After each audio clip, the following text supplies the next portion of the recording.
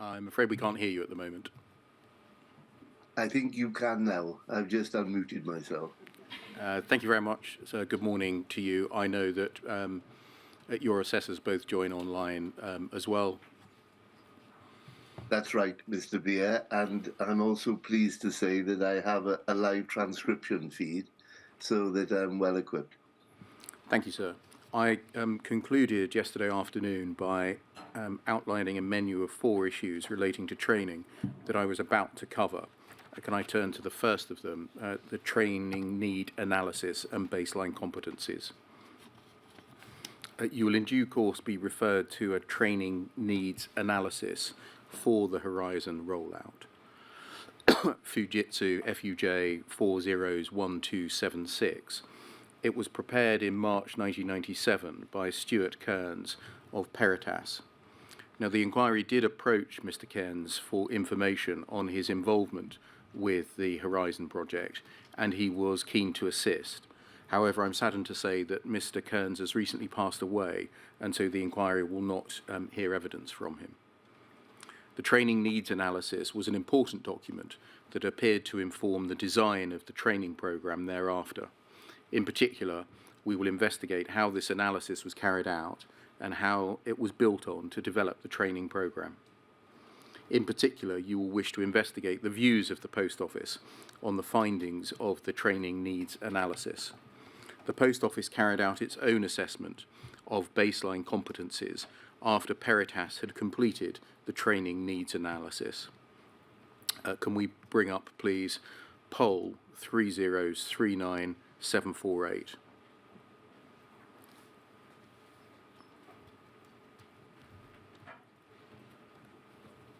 Poll 3039748.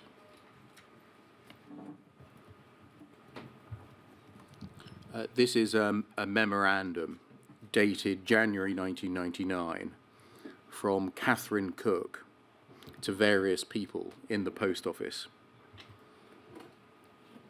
If we can zoom in on the bottom 3 paragraphs, please.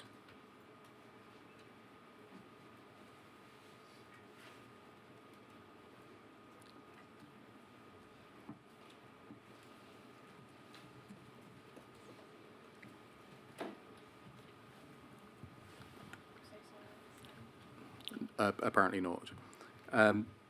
In it, she refers to a developing debate within the business about concerns over the entry level of competence of those attending Horizon training events, i.e. that it may be low enough to prejudice their ability to make the most of ICL's training. And in the memorandum, Ms. Cook goes on to refer to the Post Office's work on improving conformance, to which I referred yesterday. And you will in due course hear evidence that Post Office went on to establish a Horizon Training Competencies Development Group. We will investigate the findings of that group and, importantly, what effect, if any, those findings had on the overall programme. That can be taken down. The second issue, the adequacy of the training programme. The issue is whether the training programme was adequate in terms of the time allocated to it and the content of it. And I hope it's uncontroversial to say that the effectiveness of training ought to be evaluated by the extent to which the trainees are able to perform the object of the training programme after its delivery. Although that statement is, I hope, uncontroversial, it doesn't grapple with a couple of other issues. Firstly, it doesn't include a definition of the minimum standard to which the trainee should be trained, in other words, the definition of competence. And it is secondly quiet as to the scope of the training itself, what will and will not be covered. And so in due course, you will need to consider and make findings on the minimum levels of competence that were necessary to use the Horizon system in order to assess the adequacy of the training provided. The evidence going to that issue will be heard across both phases 2 and 3. And in respect of the adequacy of the training programme, I would at this stage only draw to your attention two concerns that were raised during the rollout of training. The first concerns the amount of content that was covered in the classroom sessions, and the second concerns training on balancing. So as to the time available for training, can we bring up, please, poll 3036992?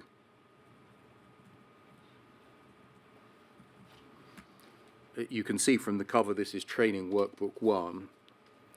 This document contains a series of 10 training workbooks provided as a part of the training programme. They were not intended, the 10 workbooks, to be exhaustive. And if we turn ahead to page 6, no need to do so right now, in the penultimate paragraph, the document says that it was not intended to cover every transaction. And in that respect, the user was referred to a separate Horizon user guide. You will likely, sir, be referred to the Horizon system user guide at various points in the evidence in the inquiry. At this stage, I would simply refer on the transcript to poll 3090227. That was a version of the user guide in circulation in July 2000. It provided instructions on how to use the Horizon system. That document, the user guide, runs to 819 pages.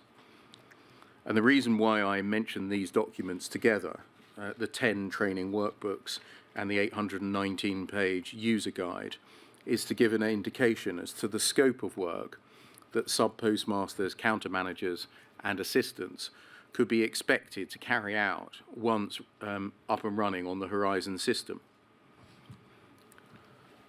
On the agreed training script. Can I just stop you for a second? The document that you put up hasn't been taken down from my screen, so I'd like to see you as well. Thank you, sir.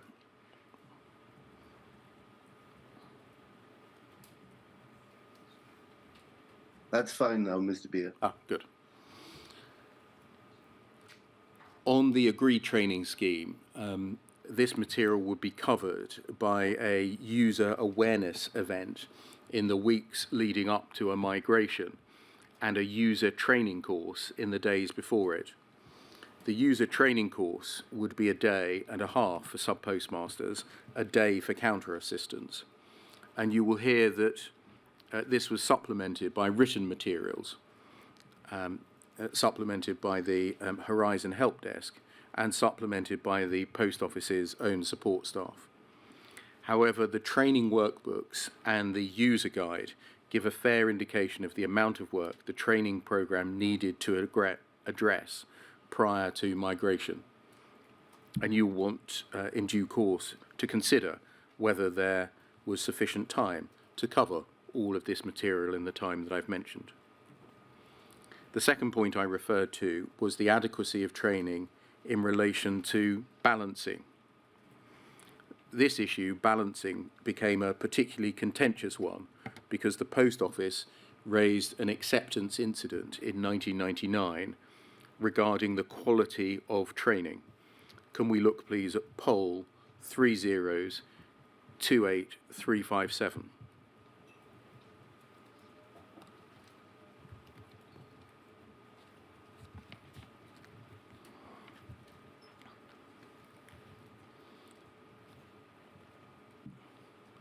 And if we can see in the centre, under description of incident, receipts and payments do not equal on the cash account. The receipts total is different from the payments totals when printing off the cash account. This was originally thought to be a migration problem only. However, the fault has now been replicated on a cash account following the migration week. And then if we can turn to page 4 of this document.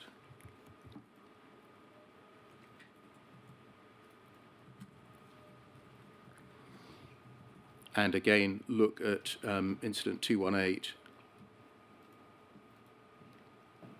the manager's training course is not acceptable due to deficiencies in the accounting modules. In the live environment, the training did not equip the users to perform the completion of office cash accounts. This is a basic, I think that's meant to read, basic Post Office Counters Limited function that is central to the running and accounting for the Post Office Counters Limited network. And so in essence, the Post Office's position was that the programme had failed properly to train sub-postmasters and counter managers to carry out accounting tasks such as balancing, notwithstanding changes already made. Can we look at page 7 of this document, please?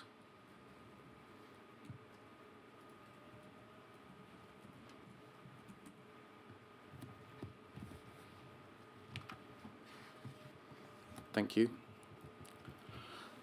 This is a letter from the Post Office's Bruce McNiven, Director of the Horizon Programme, to ICL Pathways John Dix. It's dated the 10th of August 1999. Mr. McNiven sets out that the Post Office remained of the view that the training solution was inadequate, and this is in August 1999. Notably, and one can see this from the second paragraph, the Post Office was concerned that it had to rely on its own HFSO resource to supplement training. HFSO stands for Horizon Field Support Officers, who were deployed by the Post Office to branches to assist with the migration to Legacy Horizon. Acceptance Incident 218, to which I've just referred you, was subsequently passed through workshops and eventually resolved. This is an issue that you will wish to investigate with care.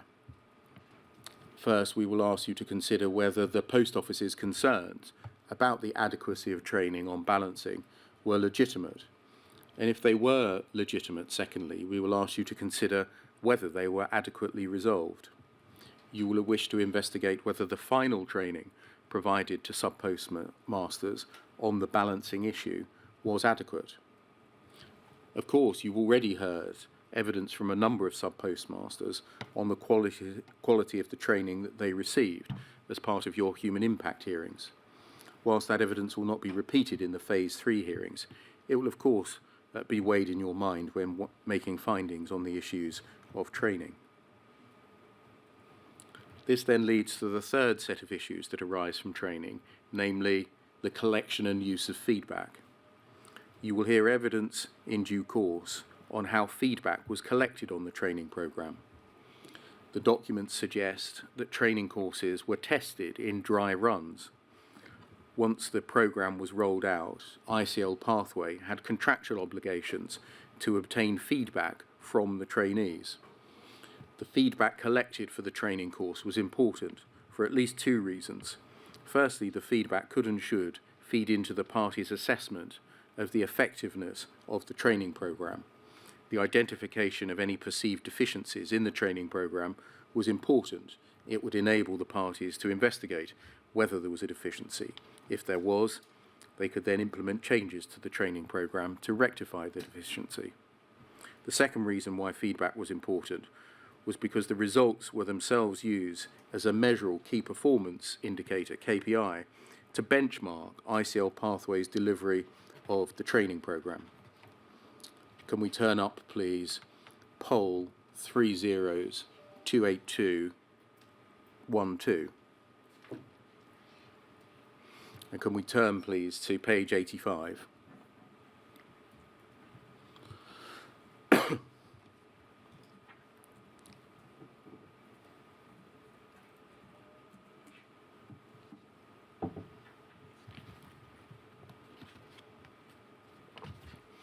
By way of reminder, sir, this is Schedule A15 of the agreement between Post Office and ICL Pathway, which set out the former's contractual requirements. Paragraph 1.165.7 of the agreement sets out that the training programme had to receive a, quote, positive rating of not less than 95% as a result of a training measurement questionnaire. Therefore, it was, of course, in ICL's Pathways' interests for the results of the feedback to be positive. You will need to explore whether feedback was adequately collected to identify any concerns about the training programme, and accordingly you will wish to hear evidence on the different methods that Peritas and ICL Pathway adopted to obtain feedback, and to what extent these led to changes in the training programme. That can be taken down, thank you. The fourth set of issues in respect of training that I wish to touch on now is that of testing competence.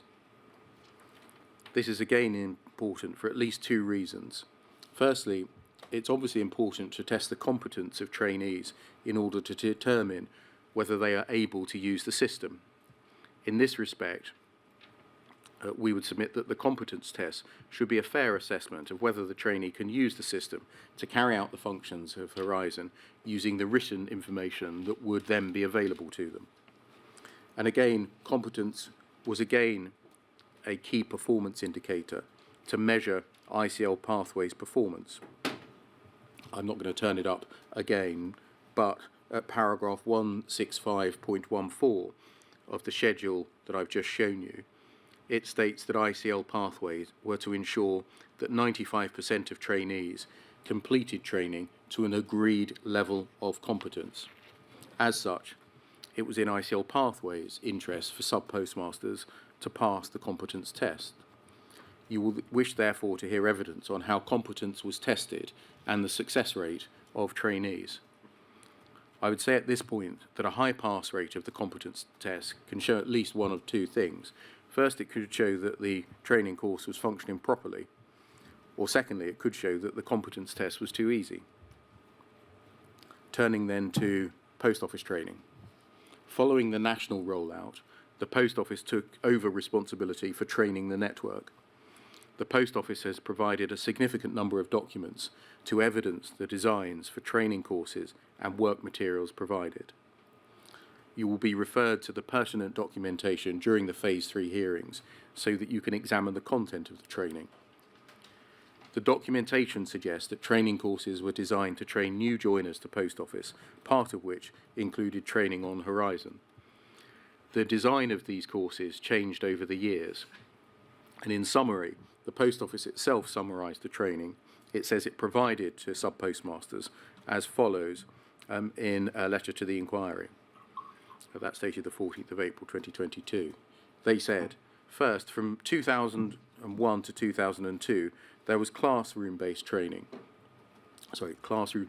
learning, followed by 10 or 11 days of on-site training, followed by a further day of balancing support at the end of a trading period. From 2003 to 2006, there were between 5 and 10 days of classroom-based training, with between 5 and 10 days of on-site support, depending on whether the classroom training was attended. Thirdly, the Post Office said that from 2005 to the rollout of Horizon Online, there were either 5, 8 or 10 days training on various modules, followed by 6 days of on-site training and support, with a further 1-day follow-up of balance support. From 2007, the Post Office says that it introduced follow-up telephone calls at intervals of 1 month and 6 months after a branch was taken over by a new sub-postmaster, with a day-long site visit after 3 months after the branch was taken over. And then lastly, a new suite of training was provided for Horizon Online in 2010, following a modular approach.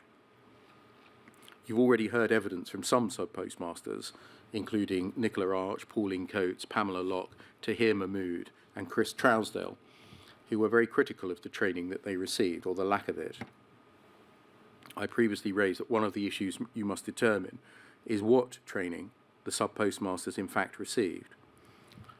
And it seems you can expect a conflict of evidence on the training that was provided by the Post Office over the years, which conflict may require resolution. In readiness for the Phase 3 hearings, the inquiry has sent requests for witness statements under Rule 9 to a number of people that it has identified as being involved in Post Office's training programme. These range from the trainers themselves to middle managers, as well as to the senior management team.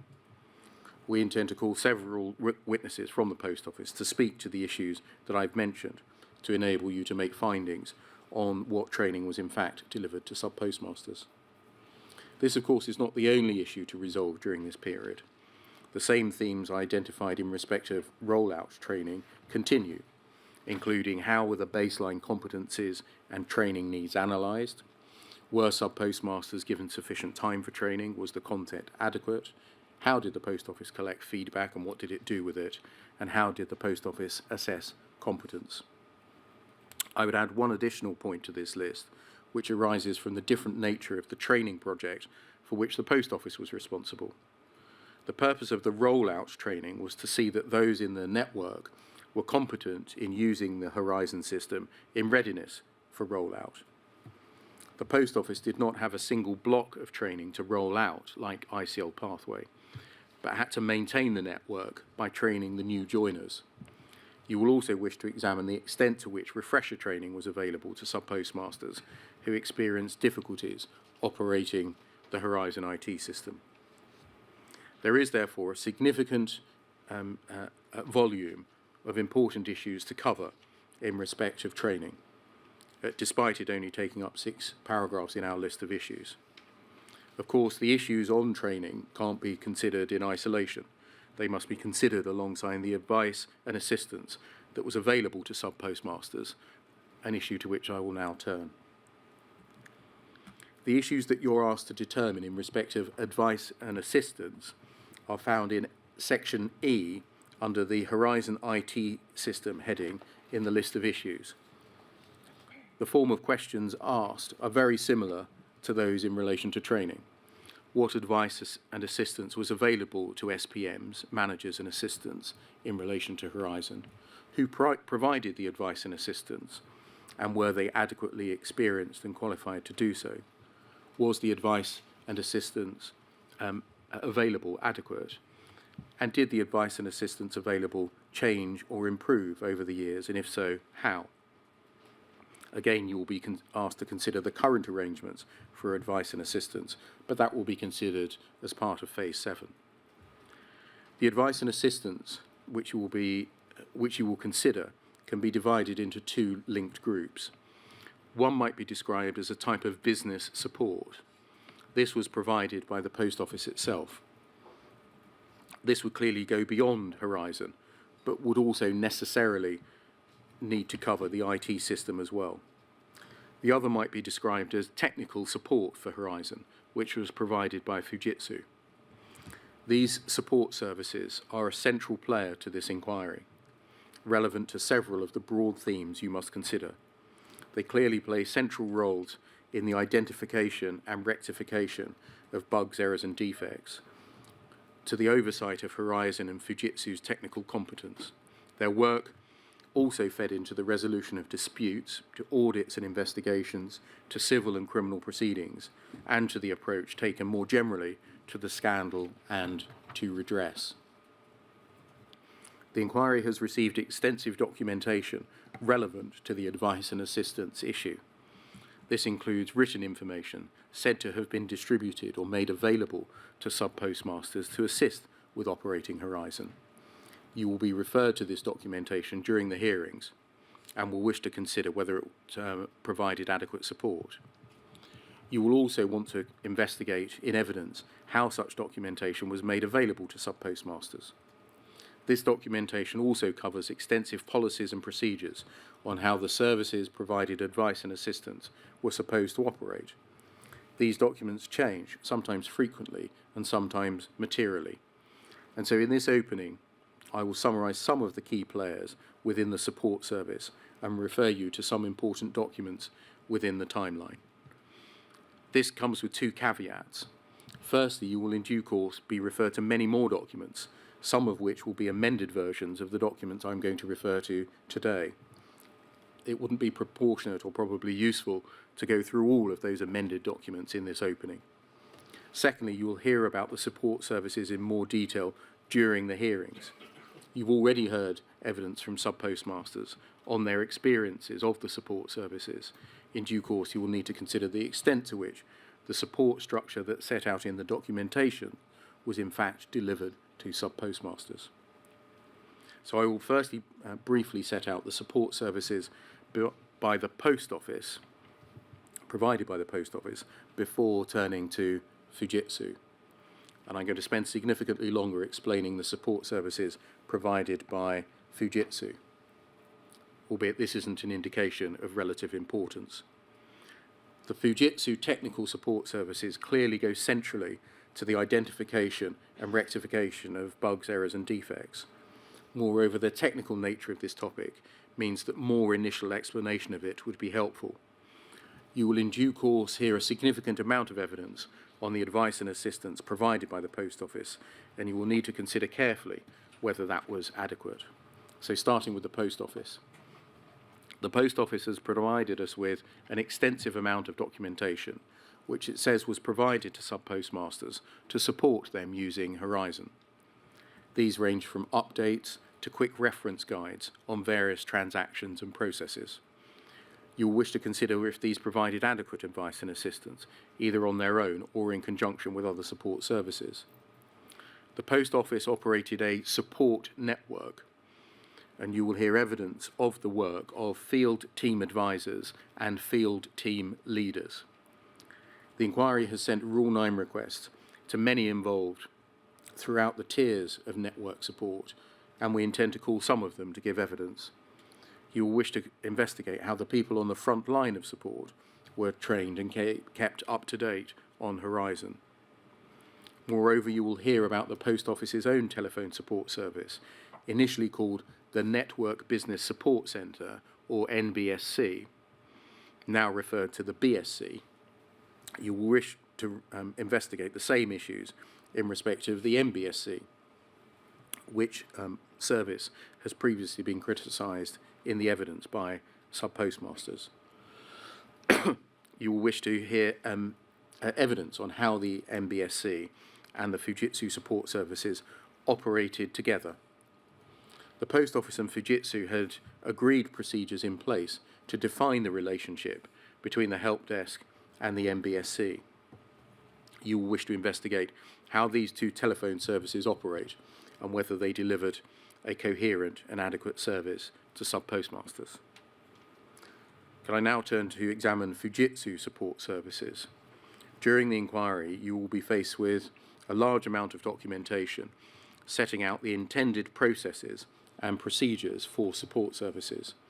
I reiterate that I only intend to show a very small sample of these documents in the opening to give an overview of the support services available and to raise some issues that you will wish to consider throughout. So, for example, sir, can I ask to be brought up FUJ 79865?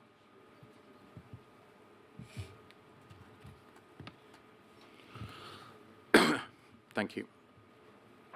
This is a process definition for incident management in 2000. It describes the process that ought to have been followed if a sub-postmaster experienced a technical issue with Horizon and called for support.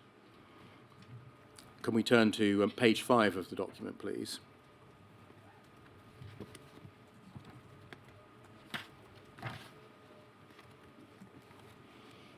I'm just going to use this index to the document to set out the incident management process. So first line support was the sub-postmaster's initial point of contact and Fujitsu's gateway to the remainder of the support service. This was carried out by the Horizon System Help Desk, later called the Horizon Service Desk. It would seek to resolve basic queries and pass on those that it couldn't rectify to the second line support. The second line support for software was provided by the System Management Centre, or SMC, This sought to resolve technical problems itself and acted as a gatekeeper and filter to third-line support.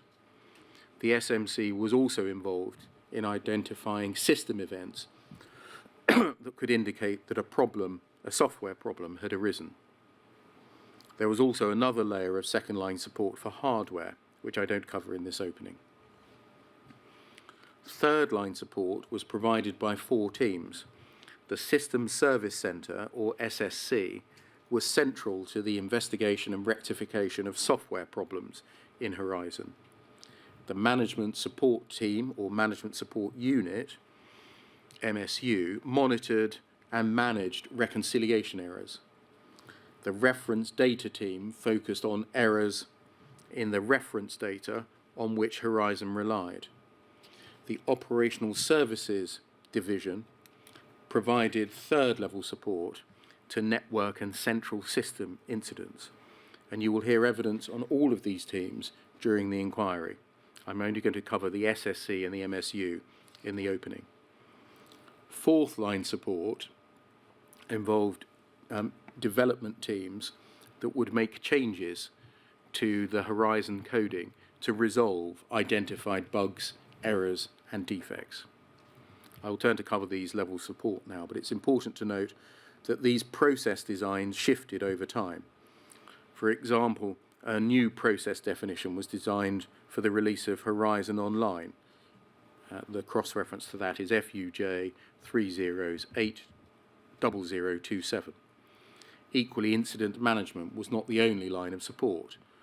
Fujitsu had a separate process of problem management, as it was called, and we can see that at FUJ 3079853.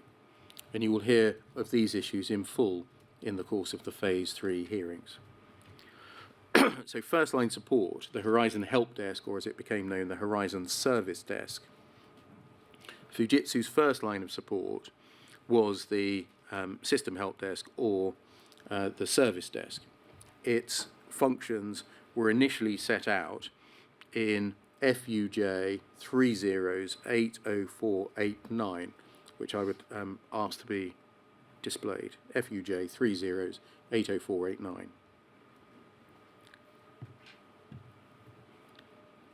And if we can go to page 6 of the document, please.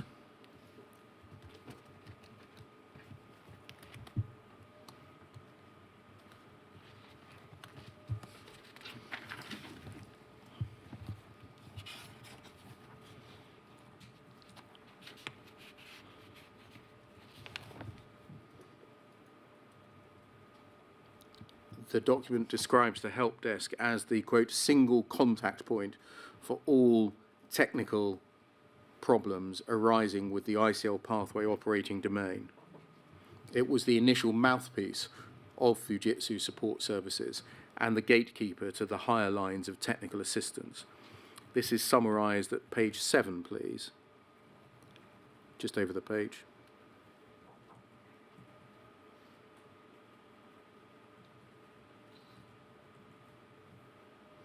Under paragraph 3, if we can look at the second paragraph of paragraph 3, thank you.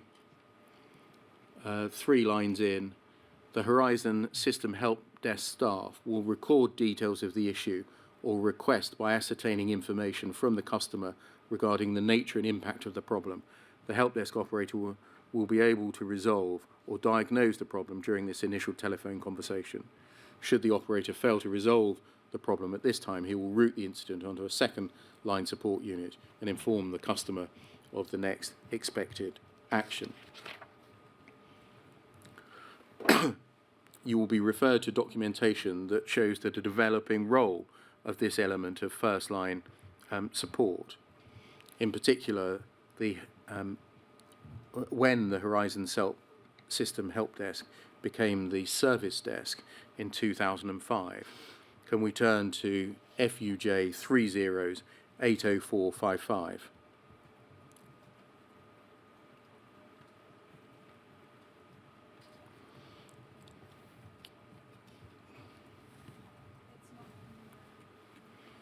FUJ 30804855.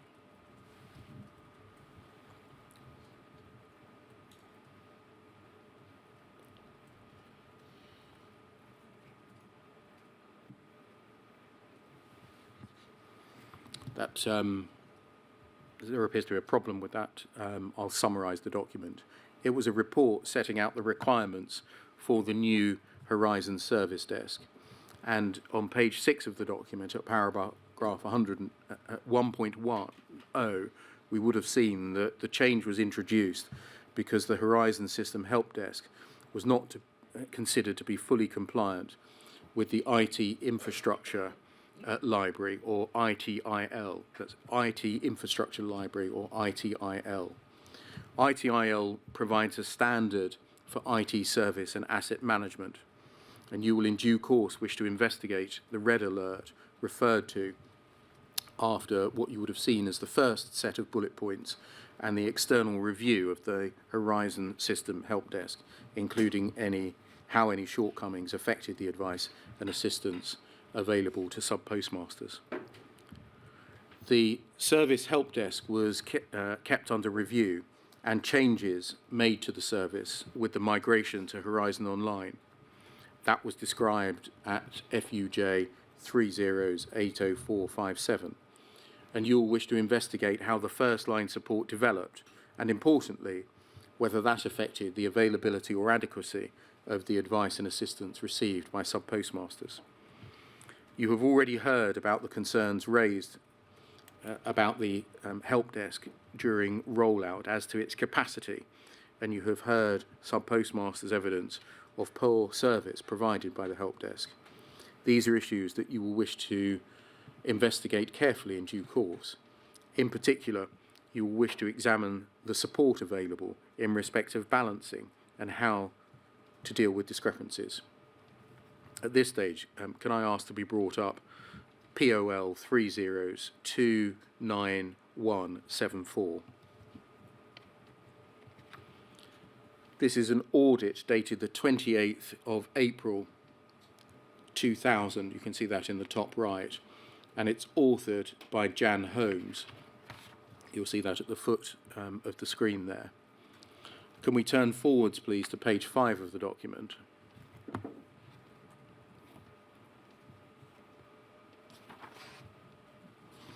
And look at paragraph 3.3.1.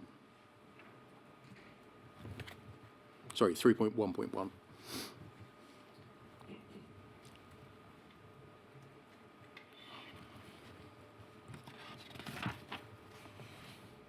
So can we go over the page, please?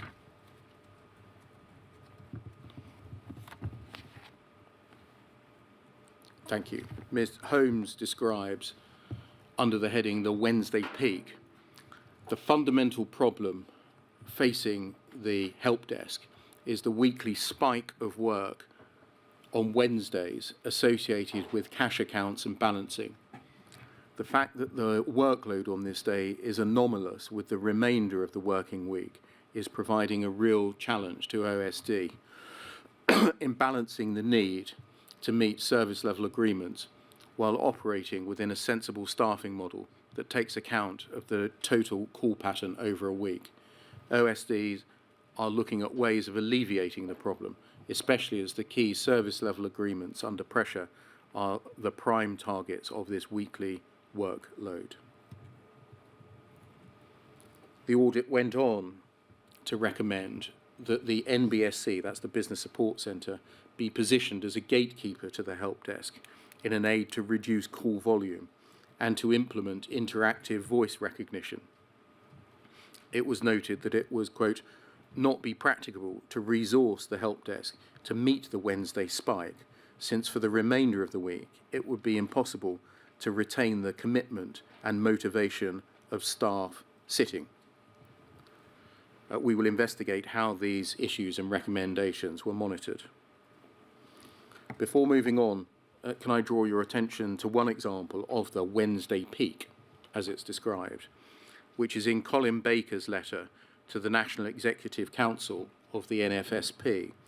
That's NFSP 6020.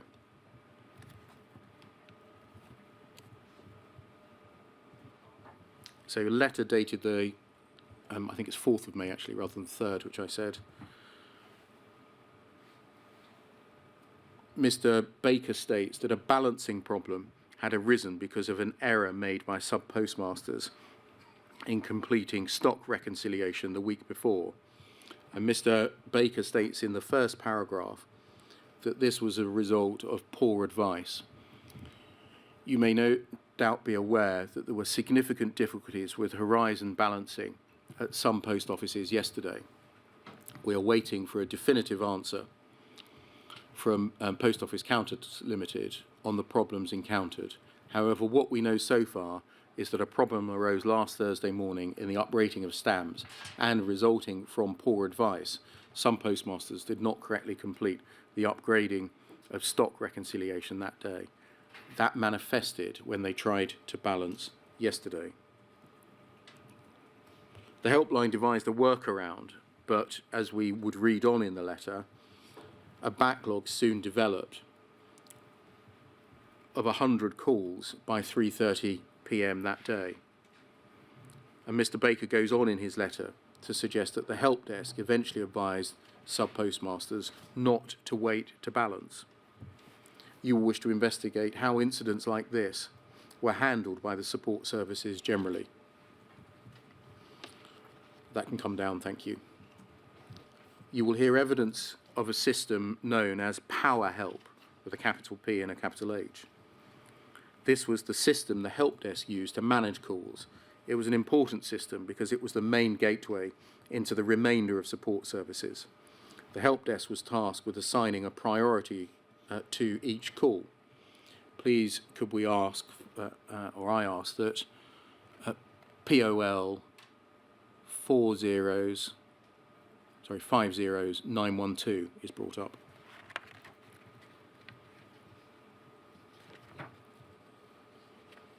And can we turn to page 11 of this document, please? This is part of the Support Services Operations Manual.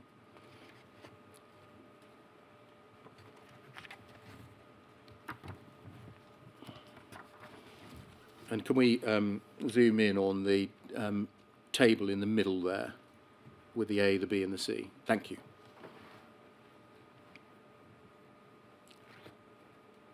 The table here sets out a scale of the prioritisation for calls. The words obviously speak for themselves, but in summary, priority A was for issues preventing the branch from processing business. Priority B would involve a problem that restricted business but did not cause it to cease altogether. And problem C, priority C, was for those cases where there was a problem, but one that did not affect the trade of the business. Lastly, priority D was for internal problems not related to a post office. I pause here to note that how service tickets were prioritised may be an issue that you wish to consider. Mr. Justice Fraser finding in the Horizon Issues judgment at paragraph 493, subparagraph 1, that, quote, Fujitsu routinely assigned non-critical category C to matters that were really very important in their own right in any event, but of extreme importance to SPMs whose branch accounts were being directly affected. His Lordship noted that category A and B priorities could attract contractual penalties for Fujitsu, but he made no findings on whether that affected the prioritisation of calls, and that's something you may wish to consider in the course of the inquiry. As would be expected for first-line support, I should say that document can come down, thank you.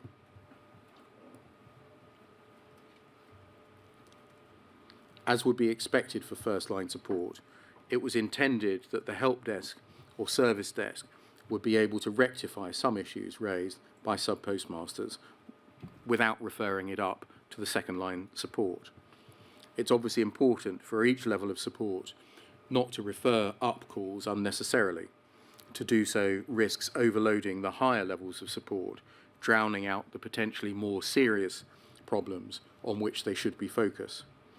The help desk had access to a resource known as known error logs, also known as KELS, known error logs KELS. This was a searchable database maintained on an intranet and I'm going to shortly take you to an example of a KEL. It documented previously identified issues in Horizon that contained authorised workarounds or authorised further action where available. This was supposed to provide a resource to first-line support to resolve calls themselves. You will wish to consider how effectively the first-line support used the KELS database to resolve sub-postmasters' technical problems more quickly and avoid overburdening upper lines of support. Can I turn briefly to second-line support provided by the System Management Centre, the SMC? It had at least two core roles. The first was to act as a traditional second line of support and try to investigate problems that the first could not resolve. This is described in poll 50912 at page 11, where we see the responsibilities of the SMC. Unsurprisingly, it was supposed to act on its own where a service ticket identified a problem for which there was an authorised workaround.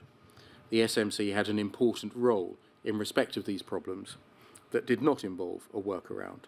Again, unsurprisingly, it was to pass over to the SSC any new problem that had not been identified before. However, where the problem had occurred before and had been raised with the SMC was only to link the new call to avoid duplication of work. Again, these may seem trivial matters, but you may wish to investigate how the SMC acted as a filter for the SSC.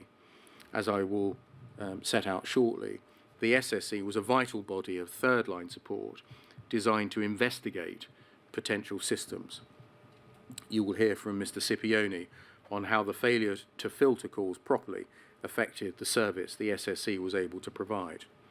And in particular, in paragraph 15.1.3 of his report, Mr. Scipione notes that the fact that the SMC did not filter lower-level issues meant that the SSC was burdened with performing this triage. This extra work delayed the SSC from addressing the true technical issues within the Horizon system. There are indications that the SMC made improvements in filtering calls. The reference to that is page 10 of poll 3029245, and that's an issue that you will wish to investigate throughout the relevant period. Can I draw your attention to a second role of the SMC, and that was to monitor Horizon for events that would indicate that a problem has arisen. Please can we bring up poll 3029425.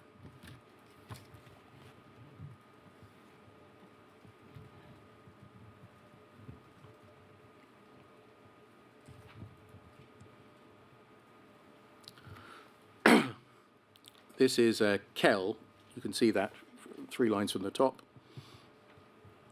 created by John Ballantyne.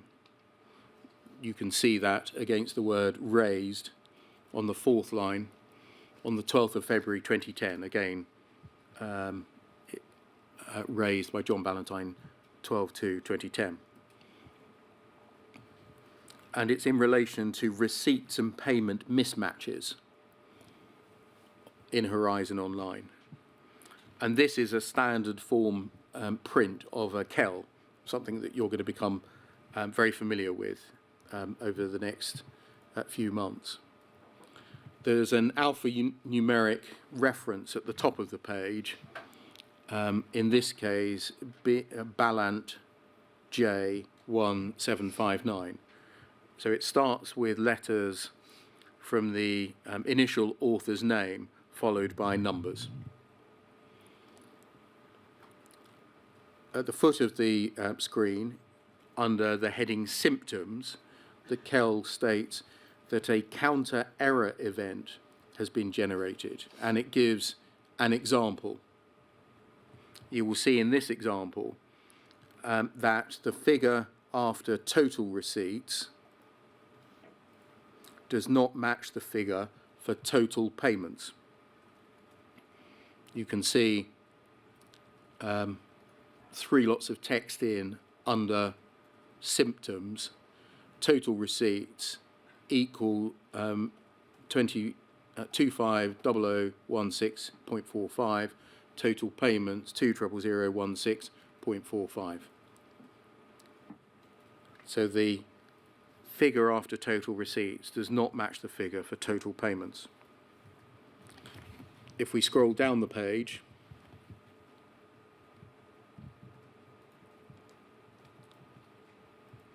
you will see under the heading problem, the problem section of the KEL states that this event was generated when there was a payments and receipts mismatch on a counterbalancing report. It indicated that there was a software error or data corruption. And the KEL goes on to note that the event had been generated by a number of software faults previously. For present purposes, the key point here is under the solution. There is an instruction to the SMC. You can see that under the first part of the heading solution, SMC stroke counter eventing team. Raise a B priority call and send to SSC if you see this event. This demonstrates the role the SMC had in identifying from the Horizon system when bugs, errors or defects had manifested. This was an important role in circumstances where sub-postmasters were unable themselves to interrogate the data upon which Horizon operated to determine whether a discrepancy was a user fault or a system fault. And you will wish to consider how effective the SMC was in carrying out this role. That can be taken down, thank you. Can I turn to third line support briefly? The System Support Centre, the SSC. Please could we look at poll at 50912.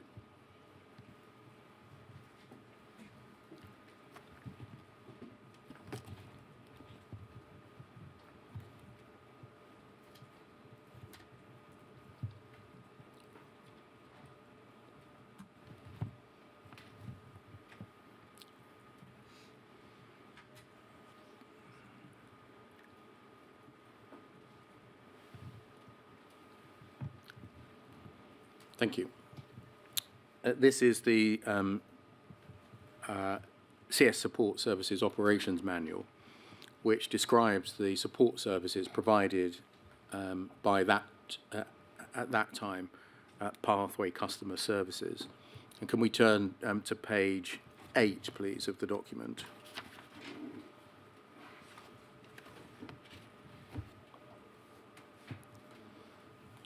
The SSC is described at the top, under paragraph 3, as being responsible for all support activities, and in particular it provides third line support for all applications in the pathway estate. And then if we look at paragraph 4.1, in the second part of 4.1, this document describes that the aim of the SSE is to provide a support capability to Pathway that resolves technical problems in the minimum time and with a minimum amount of disruption to the service. The SSE aims to provide a centre of technical expertise for customer service, providing technical advice, guidance and expertise relating to all parts of the Pathway service. Then if we go forwards to page 9 of the document, please.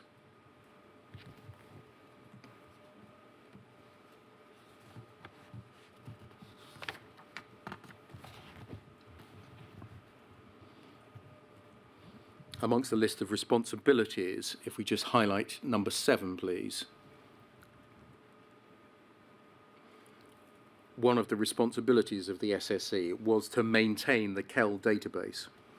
Accordingly, it was incumbent on the SSE to maintain KELs adequately to enable the first and second line to support to act as a filter. It's clear that the SSE was at the heart of the support services provided for Horizon. It's a highly relevant body for several issues that you will be required to investigate. In particular, it's central to the investigation and rectification of bugs, errors and defects in Horizon. and its work was, moreover, foundational to the advice and assistance that sub-postmasters would receive, and you will therefore wish to consider the adequacy of the operation and the services provided by this body with due care.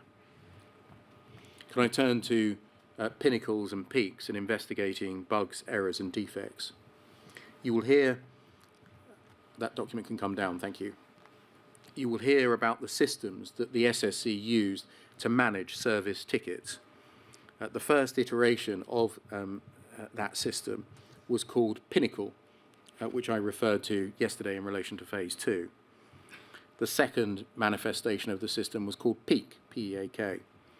The new Peak system was explained in a user guide on the 8th of October 2004, to which you will be referred in due course, and which can be found at FUJ 3079926, as a system used to record information of calls and other investigations into the relevant problem.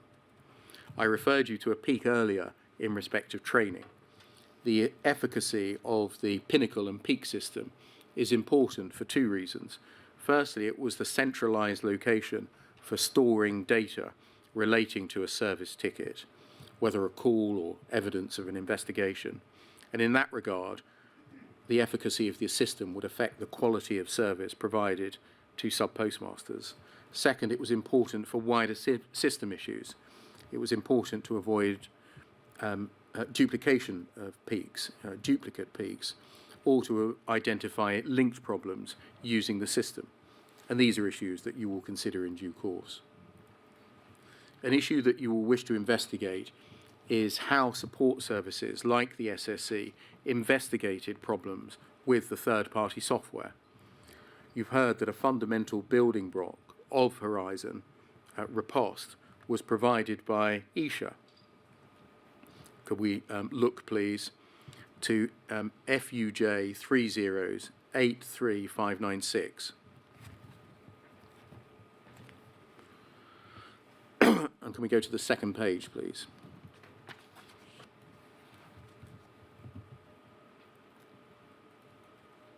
And look at the email in the middle of the page.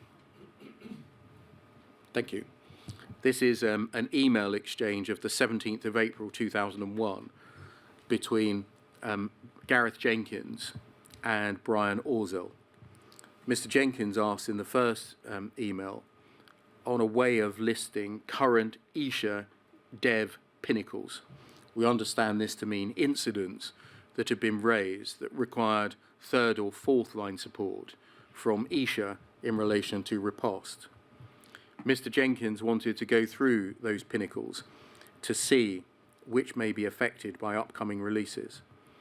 And he says, my belief is that many of them can be, quote, lived with, in which case they need to be downgraded to D or at the highest C.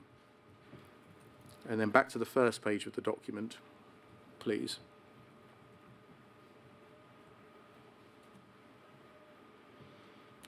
Mr. Orzel responds with a list of the pinnacles. They're set out in the bottom part of the email and over to the next page, and states, as to the pinnacles themselves, I think that it makes good sense to postpone them from last-minute fix releases.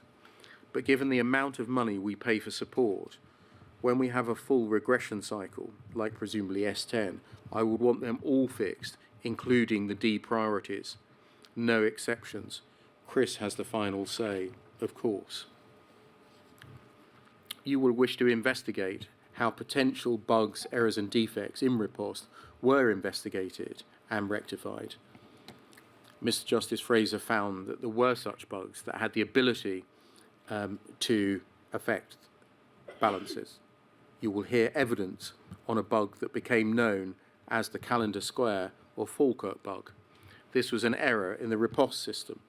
It occurred when a sub-postmaster tried to transfer from one stock unit to another.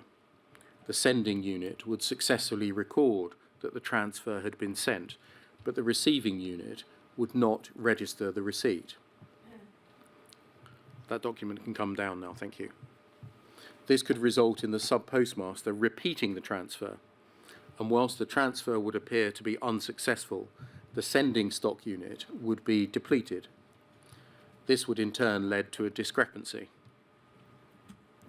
We can see evidence of this in poll 3028984, being an email from Anne Chambers that concerned the calendar square bug, which is described as having been, quote, around for years and affects a number of sites most weeks. Mr. Justice Fraser found that this bug started from the year 2000, and you will in due course be referred to Pinnacles over a number of years describing a problem with a riposte log. What you will wish to know is why this problem was not addressed and addressed earlier. In summary, you will wish to investigate the role that the SSC played in identifying bugs, errors and defects, in advising sub-postmasters on the same, and then in resolving them. You will hear from witnesses who explain the general processes described, but you will also wish to investigate actually how bugs, errors and defects were in fact resolved. Can I turn to remote access? The SSC had a significant role in another area of interest to the inquiry, namely remote access. I will return to remote access when in a moment I deal with modifications. I raise it now in respect of the SSC's use of these privileges, remote access privileges. We will see, it needn't be turned up now, from poll 50912, that the SSC had access to the live system, which according to that document, quote, can be used to correct data on the system when it has been corrupted in some way. That document goes on to describe a designed process for correcting originating from an operational correction request or an OCR. The use of the OCR system and how it was controlled are both areas which you will wish to give careful consideration to. And you will be referred to what's called the operational change process, known as OCP, as described in documents such as poll 3029282. The possibility of remote access was not limited to OCRs and OCPs. You'll hear evidence of various ways that teams at Fujitsu could access and could edit live data. And you will be referred to documented concerns about the use of remote access. For now, I'm just going to give two examples. Firstly, can we bring up FUJ 3088036?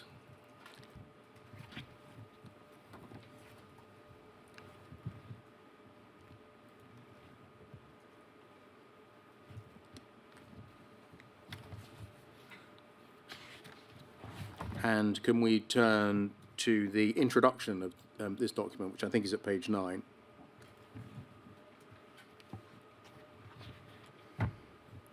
And enlarge, that's great, thank you. This introduction explains the background to the document and its purpose. And it was made, the document, against a background of lack of audit and control mechanisms on the administration of the Live Horizon estate. And this is a document that you're going to wish to consider as a whole carefully during the inquiry. But can I just highlight at the moment, please, paragraph 4.3.2 of the document, which is on page 15.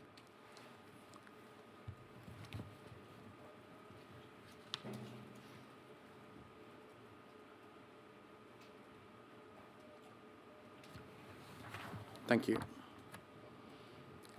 Under third line operational support, it says all support access to the Horizon system is from physically secure areas. Individuals involved in the support process undergo more frequent security vetting checks. Other than the above controls are vested in manual procedures requiring managerial sign-off, controlling access to post office counters where update of data is required. Otherwise, third-line support has unrestricted and unaudited privilege access, system admin, to all systems, including post office counter PCs. Secondly, the ability to distribute diagnostic information outside of the secure environment. This information can include personal data, as defined by the Data Protection Act, business sensitive data, and cryptographic key information. The current support practices were developed on a needs-must basis. Third-line support diagnosticians had no alternative other than to adopt the approach taken, given the need to support the deployed Horizon solution. There are, however, no automatic controls in place to audit and restrict user access.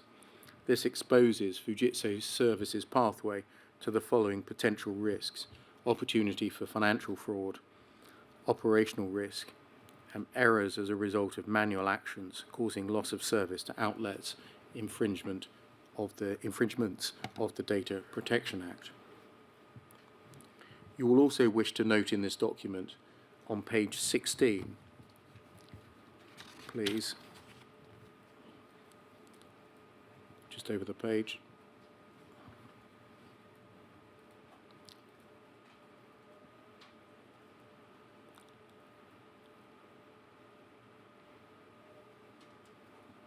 under the first bullet point in paragraph 4.7, which is at the bottom,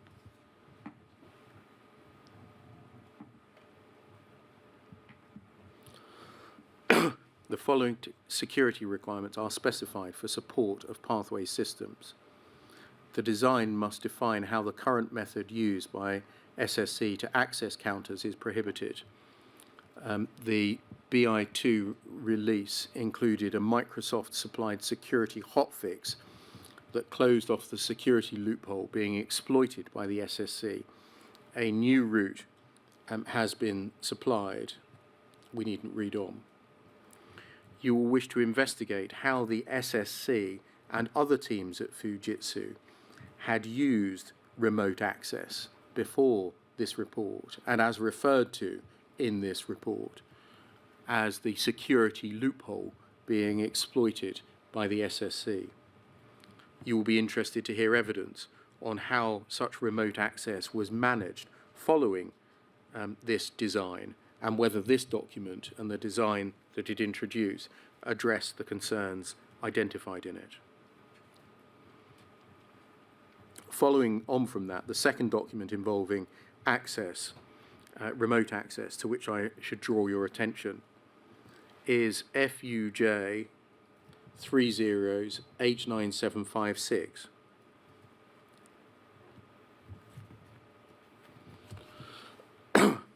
This is a peak. It's peak PCO 208119. This was referred to Mr. Justice Fraser in the Horizon Issues judgment. And at the foot of the screen that's now displayed under impact statement, you will see that it says 1. SSC users affected have more access than is required to database resources. This is contrary to security policy.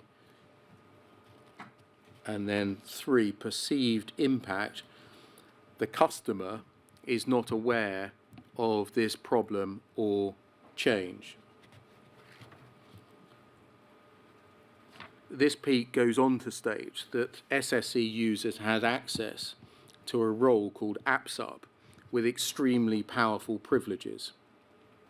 And indeed, we'll find an email from Anne Chambers that's being copied into the peak, stating, when we go off-piste, we use AppSub.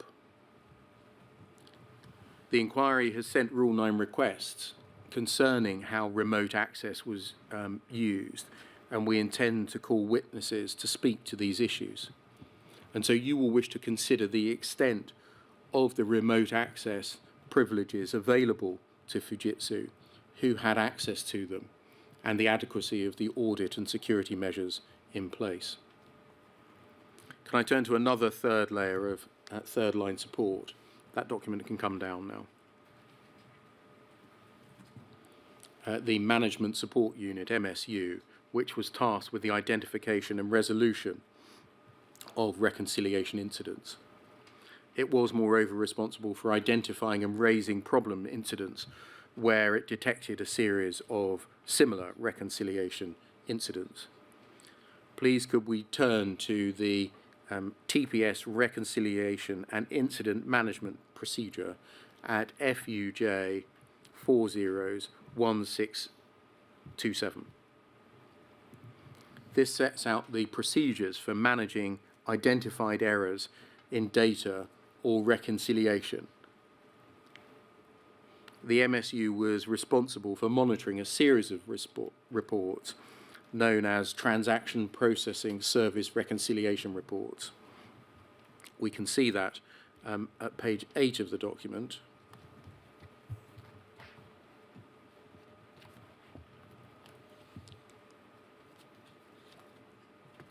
Maybe I mean page 9.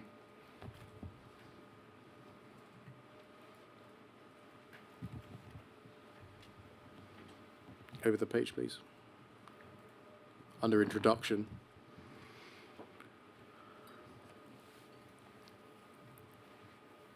And in summary, it consists of 7 reports produced daily that would show reconciliation errors, such as receipts and payment mismatches.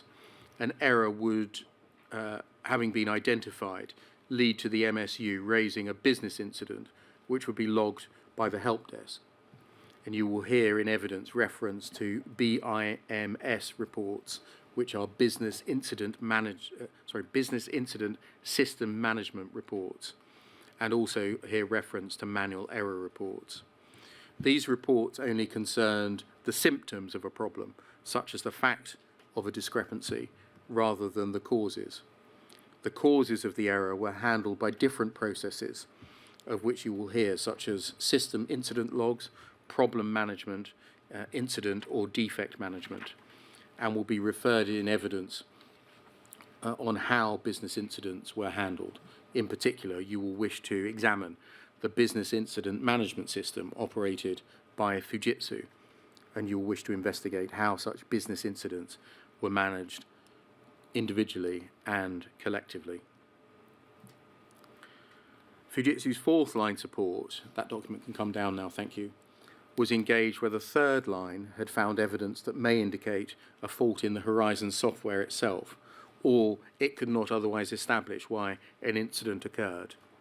That is described in FUJ 3079425.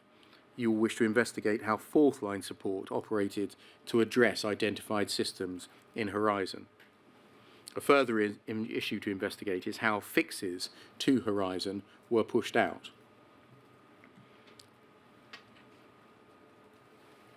A meeting existed called the Weekly Release Management Forum, or RMF. The RMF is described as being responsible for determining what fixes to develop and their associated risks, and whether to roll out a fix before a planned major software release. There's no need to turn it up, but we can see that description at poll 50912. At page 25, whilst this forum appears to have been designed to plan when fixes were made, the procedure goes on to provide for the options of emergency fixes being rolled out more quickly, and we will in due course examine how these procedures were used in the rectification of bugs, errors, and defects. Before the break, can I turn to modifications? You will hear evidence on the modifications made to Horizon over the course of its lifetime, both as Legacy Horizon, as I've described it, and Horizon Online, which I will come to in a moment. The issues for you to consider are set out in issues 18 to 28 of our list of issues. Some of the modifications you will hear about were designed to resolve known errors and issues with Horizon. Others enforced policy decisions informed by the approach that the Post Office wished to take as regards the disputes procedure between it and its sub-postmasters, and you will wish to consider in both types of cases the specific factors that led to those changes taking place and whether adequate steps were taken to review the effect of those changes. As part of that analysis, you will wish to consider how sub-postmasters' feedback was accumulated and reviewed, if at all, and if that was sufficient. The most noteworthy modification provided by policy was the decision to remove the suspense account for disputed sums when sub-postmasters rolled over from one trading period to the next. This is referred to as the impact programme. Prior to 2006, when the programme was rolled out, sub-postmasters were able to post cash discrepancies in a suspense account where discrepancies were found and to roll them over into a new trading period. After conducting a feasibility study in the early 2000s, it was decided to remove this facility so that sub-postmasters were required either to make shortfalls good with cash on the spot or to undertake to settle centrally in order to roll over. Sub-postmasters were unable to continue trading unless they did those things. As such, as a result of the impact programme, their choices when faced with a discrepancy at the end of a trading period were to make good the difference, settle the difference centrally, or to cease to trade. I will come on to address the limited mechanisms by which sub-postmasters were subsequently able to dispute sums. The impact programme was authorised and supported by the incumbent Post Office Finance Director, Peter Corbett, and the business process architect was David Parnell. It had a very high level approval within the Post Office itself. It was developed, as with other modifications made to Horizon, with Fujitsu. The shape of the impact programme was set out in a number of reports, including one entitled Accounting and Cash Management Programme, conceptual design, at Pol 3038870. In this document, under a heading entitled Accounting, Reconciliation and Settlement, including Debt Recovery and Branch Control, the key priorities described including 1. Refocus on debt recovery, brackets financial recovery of money, target 95%. 2. Only 10% of discrepancies are actually debt. 3. Establish a central debt monitoring environment to enable the identification of debt with a high degree of accuracy. 4. To increase accounting control in branches. As if the objectives were not clear enough, it was further elaborated in a subsequent document called Branch Trading Reporting, Management and Control and Transaction Management Conceptual Design, Pol 3038878, that, quote, by the end of a monthly trading period, branches should be required to make good discrepancies between Horizon-generated cash and stock positions and the actual physical position determined by branch office staff. To help facilitate this, existing Horizon facilities that permit branch staff to post cash discrepancies to a cash suspense account will be removed. You will hear evidence to the effect that the reason why this change was made was because of a sense that the suspense account was being used to hide disparities. It's obvious that as a result of this modification, sub-postmasters were put in a position where it was made more difficult to dispute shortfalls or discrepancies. Indeed, that was the very point of the change being made, to enable the Post Office itself to have greater control over the accounting done within the branch. It pushed sub-postmasters into accepting by default the discrepancies that appeared on Horizon. I wish also to highlight the involvement of Gareth Jenkins of Fujitsu in the impact programme. He was heavily involved in the development of the software releases involved in the impact programme. We can see that at FUJ 3085125. And as you will see and hear later, he was heavily involved in many of the issues to which this inquiry relates. You will wish to consider the effect that this change had on the ability of sub-postmasters to dispute any alleged shortfalls, and to consider how appropriate the change was in circumstances where there were a number of errors, bugs and defects present. You will want to investigate whether there were less draconian options available to the Post Office to meet its identified business needs, whilst allowing room for challenging discrepancies at the end of a trading period. So that's an appropriate moment, if it is suitable for you, to give the shorthand writer a break and a break for 10 minutes or so. That's fine, Mr. Beer. And when you say 10 minutes or so, shall we realistically say 11:35, 15 minutes for everybody to have a rest? You're very generous, sir. Thank you. Okay, fine. See you in 15 minutes.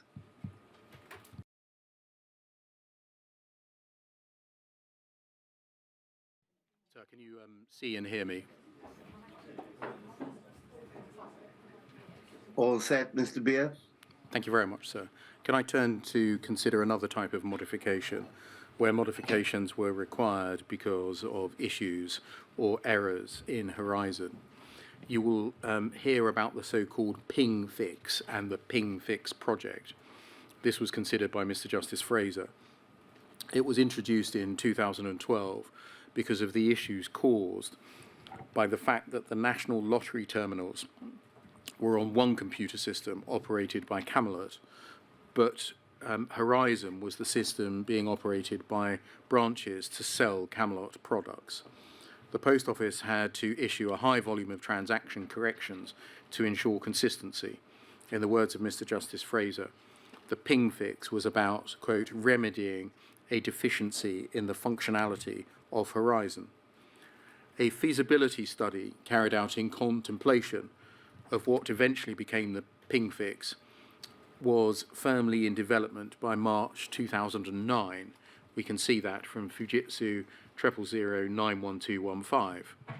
At that time, the process for identifying any errors was that the Post Office products and branch accounting would, quote, compare the data coming from Horizon with the direct feed they have from Camelot. Where they differ, then the transaction corrections are issued to the branch to rectify the situation, since it is expected that the Camelot feed is more reliable than the data received from the branch, end of quote. This was carried out manually, with individuals reviewing the transactions.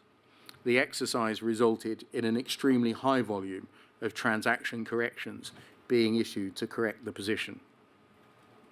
This is just one example, but you will wish to consider whether this need to check manually all transactions against Camelot for accuracy should have alerted the product and branch accounting team and the Post Office to the fact that Horizon data was not infallible.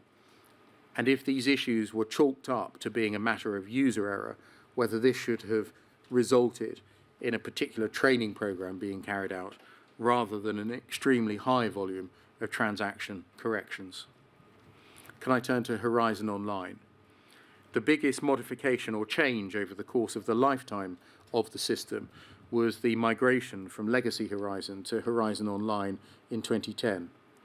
As you'll recall, the structure of the legacy system meant that data had to be held at the branch itself, pending a connection to the Horizon databases. This was done using software known as Riposte. From 2006, the Post Office and Fujitsu were already in discussions to develop what was described as an HNG-X migration strategy and were negotiating the basis on which to proceed. We can see that at FUJ 402012. Over the subsequent years, the two parties worked together to develop what will become Horizon Online's first iteration, HNGX. You will hear evidence as to what the Post Office's requirements for acceptance amounted to. That's at poll 3032 999, and consider whether these ensured Horizon Online functioned adequately. And as I will come on to address in a moment, you will also wish to consider whether the Post Office had the relevant information to make a decision as to whether to accept Horizon Online.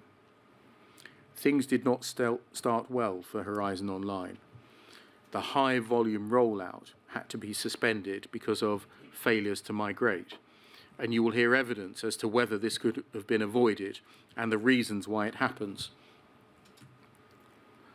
On the 19th of February 2010, Alan Alvarez, who we'll be hearing from in the Phase 2 hearings, sent an email to other Fujitsu employees informing them that there had been a failure to migrate all 19 of the post offices that were supposed to be migrated that day. That's Fujitsu 000-98168. This was described as being a major incident, in inverted commas. In a follow-up email, Mr. De Alvarez informed his colleagues that a senior member of the post office team, Mike Young, was, quote, extremely angry and running around looking for someone to shoot, end of quote. A few days later, on the 24th of February 2010, Mark Burley, the HNGX program manager at the post office, wrote to Marilyn Stoddard of the NFSP to inform her that 144 post offices had migrated to the new system, but the migration of the next 100 had to be paused. That's NFSP 6061. He explained that some of the branches that had been migrated had had problems, including being unable to use the system at all for some of the day. There were further issues identified by Fujitsu after Horizon Online went live. One of those, as summarised in a note produced by Fujitsu employee Penelope Thomas, dated the 22nd of June 2010, was that the Horizon Online application was duplicating transaction records. In FUJ 30097058, she wrote, quote, the HNGX application does not identify or discard duplicated records, and thus duplicated transactions are appearing in the ARQ returns. She went on to say that, quote, further analysis identified on the 22nd of June that approximately 1/3 of all ARQ returns are generated under the HNGX application have duplicated transactions including. At the time that her report was written, the presence of this issue had not been communicated to the Post Office, and she highlighted that there was a need to identify cases that have progressed to prosecution and to identify whether duplicate records were included. When Ms. Thomas sent this report to Fujitsu colleagues, Gareth Jenkins commented, in summary, any detailed analysis of the finances of a branch which is done with duplicate transactions without realising that these are duplicates and so removing them will give incorrect results. FUJ 30097046. When Ms. Thomas asked whether she should inform her counterpart at the Post Office of this issue, she was told, quote, please do not make any communication on this issue with Post Office for the moment. We've been looking at this today and we're waiting to determine if a proposed workaround is adequate. FUJ 30097046. The reason given for holding off was given by Guy Wilkerson, who stated, quote, I'd hate to have the Post Office raise this as an issue with an HNGX acceptance board on Tuesday.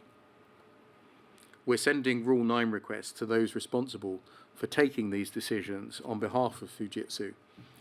They will speak to the critical issue of what was communicated to the Post Office and when. You will need to consider whether, where Fujitsu knew that there was an issue, adequate steps were being taken to bring this to the Post Office's attention, or alternatively, whether Fujitsu acted to protect its own reputation and its own commercial interests. Later in 2010, the Post Office carried out its own review of Horizon, and that's both Legacy Horizon and Horizon Online. Rod Ismay, the head of product and branch accounting, was asked to carry out a review of the data integrity of Horizon and Horizon Online by Dave Smith, the managing director at that time. And on the 2nd of August 2010, Mr. Ismay produced a document entitled, quote, Horizon - responsible to challenges regarding systems integrity. We can see that at poll 30-26572. Mr. Ismay described the paper as being, quote, compiled as an objective internal review of Poll's processes and controls around branch accounting. It's unclear on what basis it was asserted to be objective. In its introduction, it was acknowledged that there had been coverage in the national media that members of Parliament had shown an interest in certain cases. And in the executive summary, Mr. Ismay stated, quote, the allegations to which we are responding follow on from cases where thousands of pounds were missing at audit. We remain satisfied that this money was missing due to theft in the branch. We do not believe that account balances against which the audits were conducted were corrupt. He relied on, quote, the extensive controls, end of quote, that Post Office had in place in support of that assertion, along with the training and the support that was in place. Critically, he stated, quote, the integrity of Horizon is founded on its tamper-proof logs, its real-time backups, and the absence of backdoors, so that all data entry or acceptance is at branch level and is tagged against the log in ID of the user. This means that ownership of the accounting is truly at branch level. Of course, as you know from the common issues judgment of Mr. Justice Fraser, in fact, Fujitsu had direct access to the branch database. This was something that Lynn Hobbs, another Post Office employee, highlighted in 2010 in response to the report being circulated. Can we look, please, at poll 30-88956? And can we look at the second page of that document, please?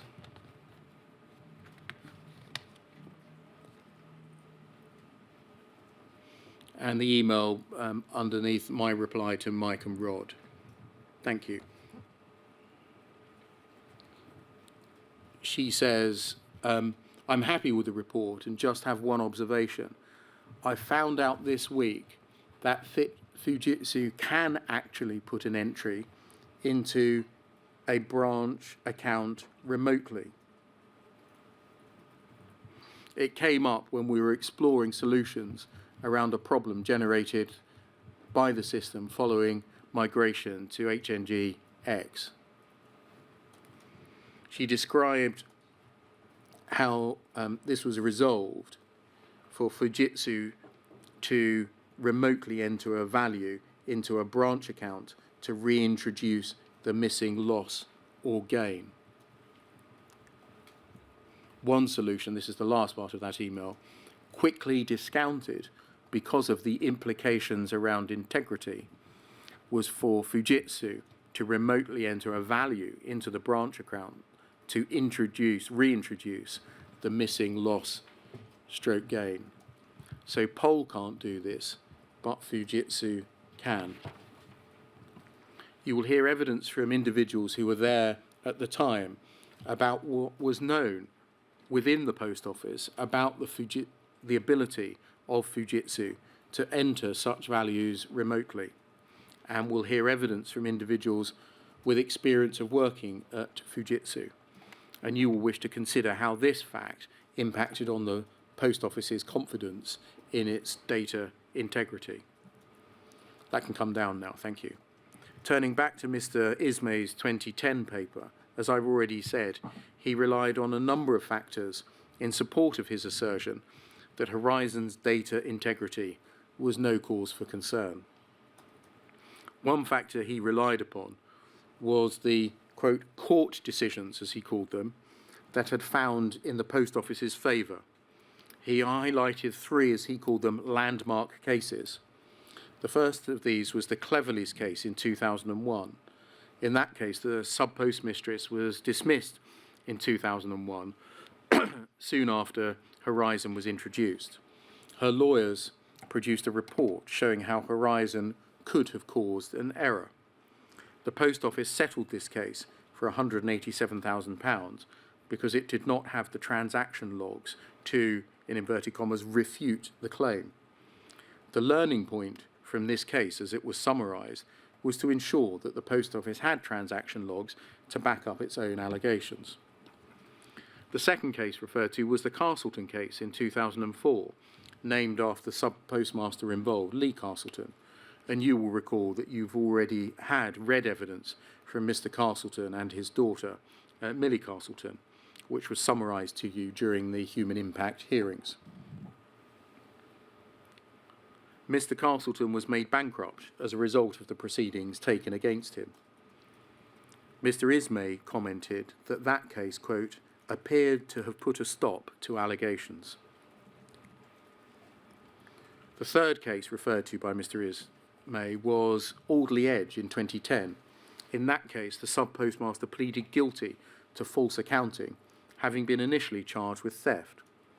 The judge in the case was noted as stating that, quote, he had issues with the proof of size of the loss, and went on to state, quote, there are issues relating to the Post Office computer system which I do not feel able to judge. Mr. Ismay said that critics had, quote, focused on these comments rather than the fact that Mr. Darlington had pleaded guilty, end quote. Overall, he summarised that, quote, the record of prosecutions does not support the assertion that sub-postmasters have been guilty rather than Horizon is faulty. Sorry, I'll read that again. The record of prosecutions does support the assertion that the sub-postmasters have been guilty rather than that Horizon is faulty. You may wish to consider whether the success of prosecutions mounted on the basis of Horizon was something that was capable of pointing towards the successful functioning of the computer system, or on the other hand, whether it contributed to the institutional belief of the Post Office that Horizon was infallible. Mr. Ismay's report contained an appendix with input from Fujitsu. The author of that appendix was Gareth Jenkins. You will wish to consider whether individuals like Mr. Ismay, who were charged with the task of examining the integrity of Horizon on the Post Office's behalf, had themselves sufficient technical expertise. And as to the input sought from the sub-postmasters themselves about Horizon Online, you will hear evidence on how issues were raised with the NFSP, which were then relayed to the Post Office, and you will wish to consider whether this and any other input sought was sufficient in the circumstances. Can I turn to knowledge of bugs and errors?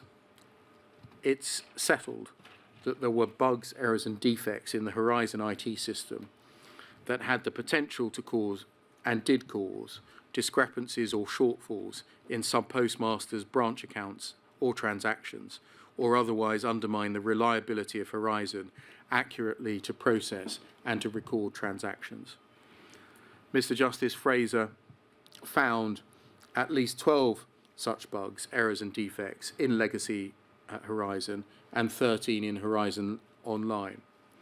The fact that an IT system would have bugs, errors and defects is not surprising.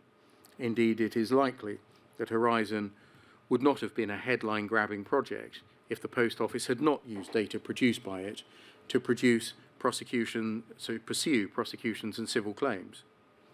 However, you will of course still wish to examine the issue of the nature of the bugs, errors and defects within the Horizon system. In particular, you will wish to address the core questions of who knew what and when. The answer to these questions are of fundamental importance to the inquiries and will guide your views on culpability for the decisions to pursue postmasters in civil and criminal courts. You will, of course, wish to bear in mind that what the relevant people or bodies knew about specific bugs and errors and defects at various points. But you will also wish to consider what was known about the overall totality of bugs, errors and defects. Because speaking hypothetically, a single bug that caused minor discrepancies may not call into question the integrity of the entire system. You may consider that a series of bugs may do so, particularly if they have been present for a long period of time, and especially if they had laid undiscovered for substantial periods of time. Bugs, errors and defects feature throughout the list of issues and will be central to all of the phases.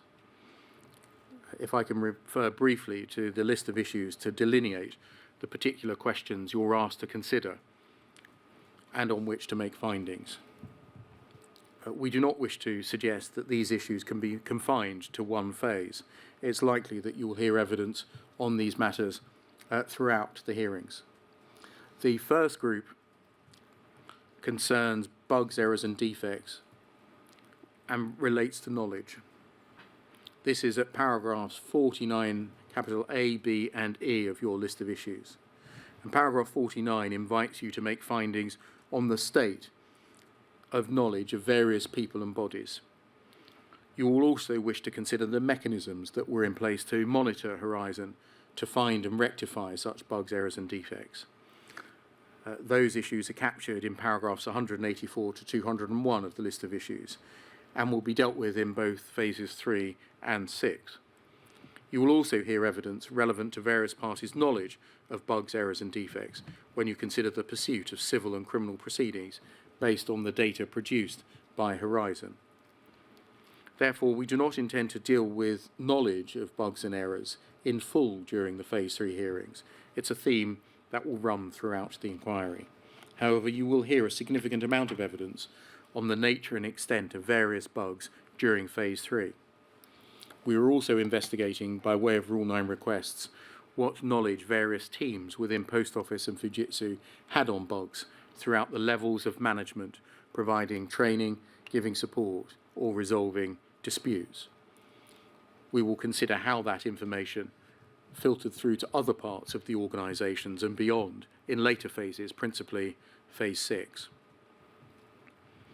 Your inquiry is investigating all of the bugs that were found by Mr. Justice Fraser to have the potential to cause discrepancies in branches or affect the integrity of data within Horizon. Moreover, your inquiry will investigate other potential bugs, errors and defects in Horizon that were not dealt with in the Horizon Issues Judgment. You will wish to consider who knew what and when about all of those bugs, errors and defects, both individually and collectively. It would be neither helpful nor proportionate for me to describe each of these bugs. I've already discussed one of them, the calendar square bug.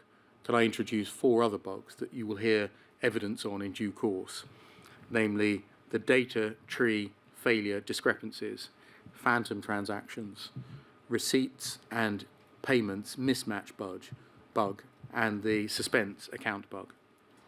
So firstly, the data tree failure discrepancies bug. This was bug number 10 in Mr. Justice Fraser's technical appendix. A data tree is a hierarchical structure of data comprised of units called nodes which contain data. There is a single root node which is linked to other nodes referred to as its children. Each child node may have further children connected to it. This creates a tree structure. Legacy Horizon would use a data tree when creating an office snapshot as part of the balancing processes. From the rollout of Legacy Horizon until at least the impact program, the system would prepare the snapshot by scanning the riposte message store for relevant data, such as stock levels. The design was that it would build the data tree by returning data from the various nodes in its structure. The defect we're concerned with here refers to a failure in Legacy Horizon to build the data tree properly. The failure to build the data tree was not identified by Legacy Horizon itself, so the snapshot was completed with missing data. Can we bring up, please, FUJ 3086553. This is peak PCO 33128, and it concerns a discrepancy that had been identified at the Dungannon branch and was linked to discrepancies at 2 other branches. Can we turn to page 3?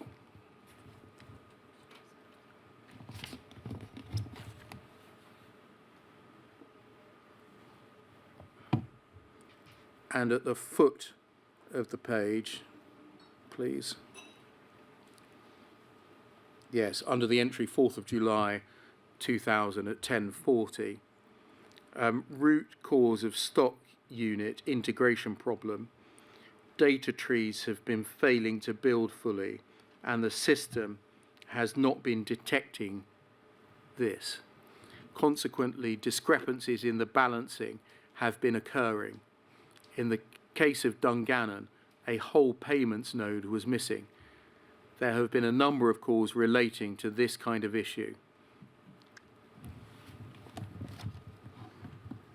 Therefore, in this case, Horizon had failed to return data from a payment node when carrying out a snapshot for the Dungannon branch.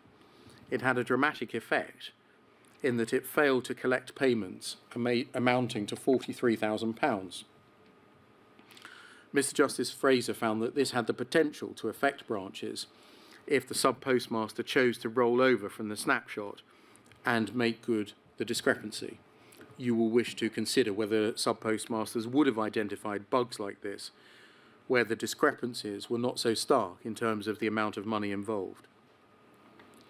The documentation states that this particular data tree failure was resolved by a software release. However, Legacy Horizon continued to use data trees for snapshots and balancing. Mr. Justice Fraser found evidence of similar reported issues in 2007, which your inquiry will consider. You will wish to investigate who knew what and when about the potential for data tree build discrepancies. Can I turn to the second issue, the second bug, phantom transactions? The issue of phantom transactions was labelled as bug 15 by Mr. Justice Fraser, who made findings in respect of a series of incidents around 2001. The name of the bug, in fact, neatly describes the problem. Sub-postmasters complained that Horizon was logging transactions by itself and without any input from a user. This led to a number of investigations by the SSC into several branches.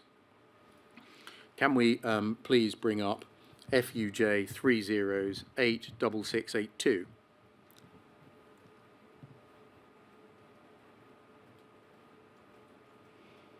This is peak PC00 66391. And can we look at the entry at the foot of the page at 1309? That's it, thank you. This summarises some of the investigations made by the SSC. And you'll see from that that the conclusion is that there were 4 suspected potential causes of phantom transactions. That's in the last 3 lines on this page and over onto the next page. It reads, there are 4 suspected potential causes of phantom transactions, namely faulty screen or keyboard, resolution is to swap them out, faulty screen power supply, resolution is to swap it out, user error, resolution is for user to follow the correct procedures, external environmental influence, trying to detect and identify using COM test and system performance monitoring. Can I just turn back to user error? You might consider that user error cannot be a cause of a truly phantom transaction. Rather, user error is an answer or an explanation that points back to the user, suggesting that they have entered the transaction, perhaps unintentionally. It's not really described properly as a phantom transaction.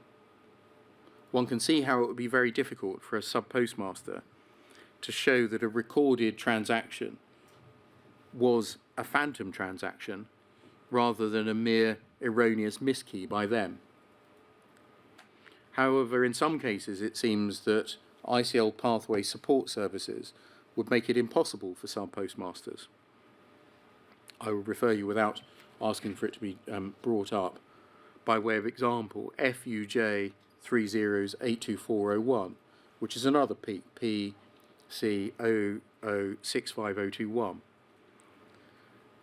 This was referred to in the Horizon trial. A sub-postmaster called the help desk to complain about phantom transactions. He had raised this complaint before, but his service ticket had been closed unjustifiably in his view. But a new set of investigations started, and as part of those investigations, a Royal Mail engineer attended his branch on the 1st of May 2001, and the Peak records that ROMEC, that's the engineers, have been to site today and have fitted shielding cabling and suppressors.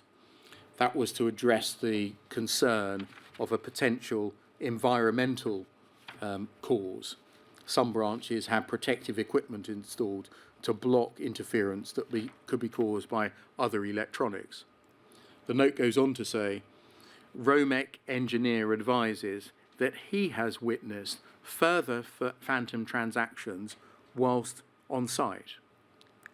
That, of course, provided important corroboration to the sub-postmaster's account, i.e. that whilst the engineer was on site, he witnessed phantom transactions occurring before his eyes.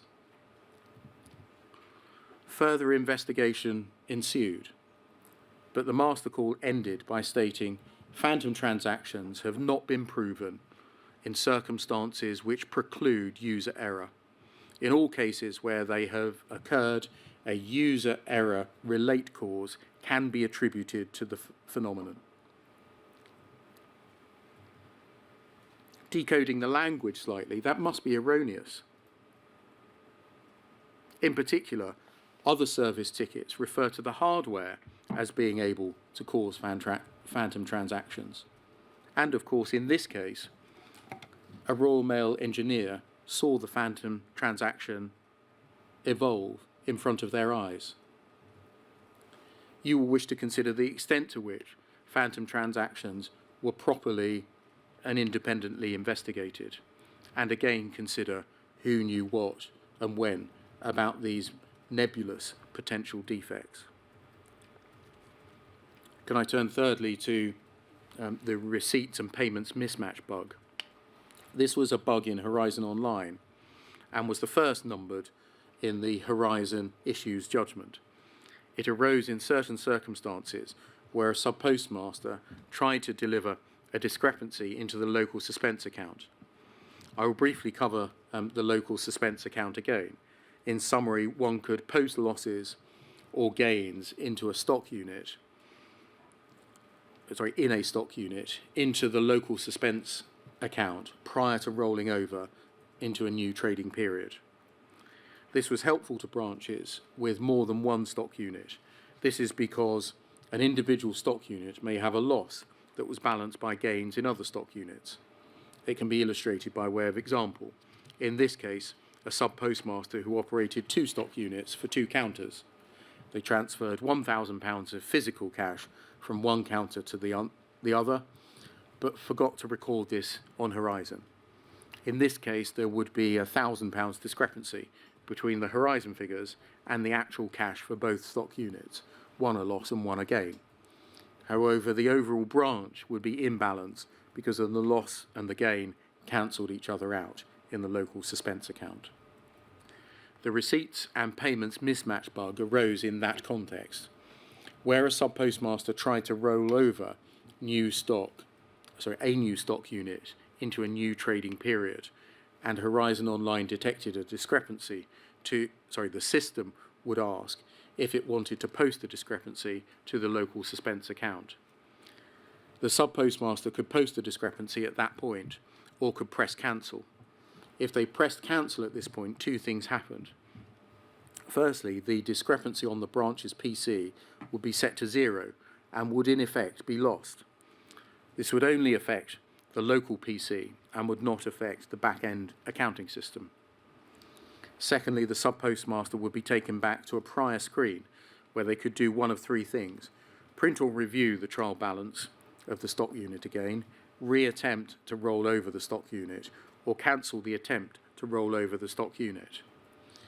If the sub-postmaster attempted the trial balance again, it would not show the discrepancy. This is because the local data with the discrepancy was set to 0. If the sub-postmaster attempted to roll over again without cancelling, the stock unit would roll over with the corrupted local file showing a 0 discrepancy. This created a receipts and payments mismatch. There was no explicit warning to a sub-postmaster that this had occurred. You will in due course hear evidence on how Fujitsu sought to identify when these issues had arisen by monitoring Windows events, and you will wish to consider how effective the exercise was and what was communicated to sub-postmasters regarding these issues. Can I turn lastly to the suspense account bug? This was number 3 in the Horizon Issues Judgment. It was again concerned with the local suspense account and existed from 2011, being identified in 2013.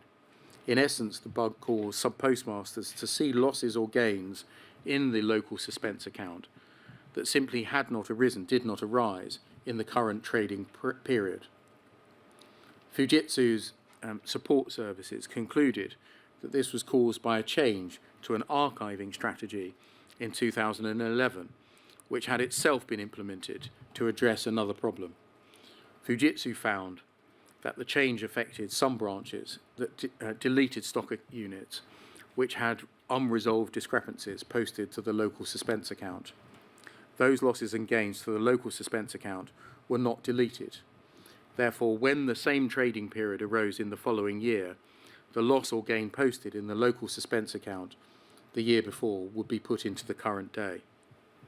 By way of illustration, a hypothetical branch posted a loss of £1,000 into a local suspense account from stock unit AA, as I'll call it, in trading period 9 in 2011. It then deleted stock unit AA. When it came to balance the trading period 9 in 2012, Horizon Online would erroneously enter the £1,000 into the local suspense account for 2012. This problem was not identified by Fujitsu in the first year, 2012. It became aware of the issue in 2013, when a sub-postmaster complained through the Horizon Service helpline. To carry on my working example, if the hypothetical branch tried to balance in trading period 9 of 13, Horizon Online would continue to show the local suspense account with the £1,000 loss from trading period 9 of 2011. You will hear evidence in due course on Fujitsu's investigation of this problem, which it found affected 14 branches, and you will hear evidence on how the 2012 discrepancies were dealt with at the time. You will wish to consider how long this bug occurred, being caused by an intended fix to an archiving strategy, and why it was not identified earlier. You will wish to investigate who knew what and when about those problems. In the last few minutes, I've summarised 4 bugs from a list of 25 identified by Mr. Justice Fraser. You will hear evidence, I repeat, on more bugs, errors and defects in due course. This summary, however, gives a flavour of the varied ways in which the integrity of Horizon could be called into question. You will wish to consider what the relevant parties did with the knowledge that they did have about these bugs, errors and defects, both collectively and individually. Could I now turn to the issue of the resolution of disputes between the Post Office and sub-postmasters? Mr. Beard, before you do that, could you just tell me whether I look at any differently on the screen in terms of colouring, etc.? Because some of the lights have just gone out in my house. Doesn't matter if I look just as I started this morning, but I just wanted you to tell me. So you look as you always do. Thank you. Could I turn to the resolution of disputes between post offices and sub-postmasters? This is part of issue 41 to 48. And the issues you will be asked to consider are what practices and procedures were in place during the relevant period regarding disputing shortfalls, discrepancies and transactions corrections, who was responsible for conducting the investigation into the disputed sums, and what their qualifications were for the role that they were performing and whether they were adequate. The factors that influenced the scope of the inquiries and the conclusions that were reached, including whether financial considerations played a role, and whether there were circumstances where authorization was given to place disputed items into a central suspense account, and if so, whether the procedure should have been adopted as a matter of course. And later in the inquiry, in Phase 7, you will consider whether the current procedures for disputing shortfalls, discrepancies, and transaction corrections are adequate. At its core is this question: were sub-postmasters given a fair procedure for disputing sums of money that the Post Office claimed were owed to it? You will wish to consider, in answering the questions I've just listed, the evidence that you have heard in the human impact hearings of individual accounts on how the disputes process was handled. You will also hear evidence from employees of the Post Office and Fujitsu who played a role in evaluating the validity of individual cases. I'm going to outline a number of separate issues as part of the opening. First, the contractual obligations that sub-postmasters had and the Post Office's general policy on losses. Second, what it meant to select, quote, settle centrally at the end of a trading period. Third, what transaction corrections were and the process for disputing them. Fourth, the role of investigations. And fifth, I'll finally touch briefly on the role of audits. So first, contractual obligations and policies on losses. The starting point for dispute resolution is what the Post Office considered its contractual position to be. At its core was the position that the sub-postmaster was liable for any shortfalls or discrepancies showing as a loss in his or her branch. This position was maintained on the basis that if it appeared on the system and was not subject to a transaction correction, then a loss existed. This loss had to be accounted for by the sub-postmaster, and it had to be made good. These positions were firmly rooted in the Post Office's policies and practices towards sub-postmasters. Turning, for example, to the Post Office's losses policy overarching branches of 2006, if we can look at Poll 3030562 and turn to page 5.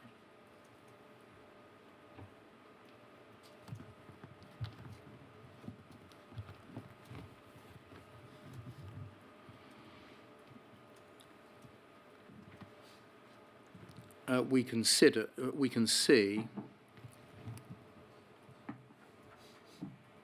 if you scroll down, please.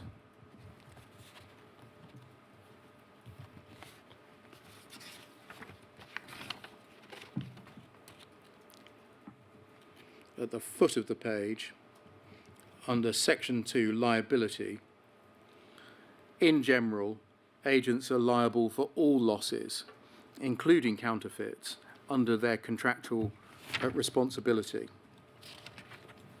DMB staff, that's directly managed branch staff, are covered by the conduct code. This particular expression of the policy is from 2006, but it reflects the general position. You will also recall that this was the Post Office's firm position in the group litigation. You will hear evidence as to what this deep-seated position meant when it came to challenging the shortfalls showing on the Horizon system. That document can come down. As part of Phase 4, which I will come to later, you will go on to consider the civil actions taken against sub-postmasters to recover these losses, and will consider the Post Office's decisions to prosecute individuals for theft and false accounting on the basis of data shown on Horizon. These positions, again, were all on the basis that the Horizon data showed an actual loss that had to be accounted for, It's the thread that runs through the entirety of this inquiry. Can I turn secondly to consider the meaning of, quote, settle centrally? The real sting in the tail to the principle that sub-postmasters were responsible for losses shown on Horizon was the obligation imposed on them to accept those losses at the end of a trading period, as found by Mr. Justice Fraser in the Common Issues trial, and as I mentioned a moment ago, it is accepted that following the impact programme under Legacy Horizon, a sub-postmaster had two options at the end of a trading period: settle centrally or make good the discrepancy with cash. There was no option to indicate that an amount was disputed on the Horizon system itself. You will hear evidence about the process by which disputes were raised by sub-postmasters when a shortfall or discrepancy arose. By way of example, in 2009, the branch improvement and liaison manager, Andy Wynne, issued guidance on what settle centrally meant. That's at poll 32558. The inquiry has sent a request for evidence to Mr. Wynne, and so in due course you will have his evidence on what his guidance note was intended to achieve. But we can understand a little from the document's plain English. There's a section which says what happens when you settle centrally. This stated, if you have a loss or gain in your branch and choose to settle centrally, this means that you accept the loss or gain in your branch is returned to balance and then placed in brackets unless you follow the dispute process. The guidance went on to say that once settled centrally has been selected, the loss is transferred to the, quote, customer account. It then said the customer account is managed by product and branch accounting, and we then start the debt recovery process to recover the outstanding amounts. In other words, unless you raise a dispute, the Post Office's debt recovery process is instantly engaged. From that moment onwards, the shortfall was treated as a debt owed by the sub-postmaster. The guidance plainly discouraged sub-postmasters from trying to dispute discrepancies under a heading resolving branch discrepancies. Mr. Wynne wrote, it is your responsibility to resolve branch discrepancies. If you believe a transaction correction is needed to resolve the discrepancy, you should contact the appropriate department in product and branch accounting via the MBSC. As I've already explained, the MBSC, the Network Business Support Centre, was the Post Office's telephone support service. So the same team that was supposed to offer advice and assistance was charged with resolving disputes between the sub-postmaster and the Post Office. The guidance went on to inform sub-postmasters that they could make written submissions if their disputed discrepancy was not allowed, and, quote, the debt recovery process will then be suspended pending a written response, end quote. To be clear, the debt recovery process was not suspended pending the determination or subject to any formal written appeals process. It was said to be suspended pending a written response. The written response, it can only be assumed, would be sent from the relationship manager to whom letters were to be addressed when raising a dispute. As you've heard, many sub-postmasters felt that the process for disputing a discrepancy lacked any kind of transparency or due process, and you may wish to consider whether the process set out in the guidance note, alongside the further evidence that you will consider, enabled sub-postmasters to have any real chance at successfully disputing a discrepancy. Can I turn to transaction corrections? You've heard me mention the term transaction corrections a number of times already. They were the method by which the Post Office could remedy discrepancies on Horizon that it accepted to be inaccurate. I've already mentioned the instances involving Camelot transactions. As set out in the guidance produced by Mr. Wynne, they could be requested by sub-postmasters should they wish to dispute a discrepancy. A number of issues with the process of issuing transaction corrections were documented over the years, and I'm going to use one of the reviews of a transaction correction process as an example. In October 2007, a document entitled Transaction corrections process review for agency branches was issued by the Post Office. That's at poll 3039024. It explained that the product and branch accounting team's objective was to balance the ledgers between clients and Post Office branches. It acknowledged that, quote, how if any discrepancies are found during the process of matching the client data, a transaction correction is issued to the relevant Post Office to rectify the account. This usually has a financial impact on the branch, either by the sub-postmaster having to make good any shortfall in cash, and then it continued. The document went on to identify issues with the process for issuing transaction corrections. They included, firstly, the timeliness of transaction corrections. The document highlighted that in some cases it had taken 2 years for transaction corrections to have been issued to sub-postmasters. It stated that, quote, this leaves the sub-postmaster feeling frustrated that they are being notified to rectify a mistake that they may not remember, or the evidence has been destroyed that would support a dispute to the transaction. The inquiry may agree that this is an entirely understandable reaction as to why postmasters might feel in that way. Secondly, however, the process for disputing the transaction correction was subject to criticism on the basis that it appeared to be too lenient to sub-postmasters. It says in the document, quote, the current process for disputing transaction corrections allows the sub-postmaster to challenge the error at every stage of the process, even after pressing the button on the Horizon system to settle the debt centrally. This delays the process in recovering any outstanding monies and can be used as a deliberate delaying tactic in order to delay making payment. It's important to note 2 points. First, that of course the sub-postmaster had no option but to settle centrally or make the discrepancy good at the end of the month in order to continue trading. Secondly, that delay that would have been experienced on account of this system in respect of debt recovery would have been a matter of weeks. Yet the key concern appears to have been the delay in recovery, rather than in ascertaining whether the sub-postmaster was in fact correct. It was also felt that having to refer the dispute to a team outside of product and branch accounting was further contributing to the delay. The report recommended that this referral to an outside team be removed and any dispute be returned to the person who had issued the correction. The third issue to be raised was the timeliness of recovering debt. While this was the subtext of the second concern voiced, it was also the more explicit concern of the third issue voiced on transaction corrections. It was felt, according to the report, that the need to issue, quote, a piece of paper to recover debts from sub-postmasters when they had elected to settle centrally was, quote, resource hungry and caused further delay.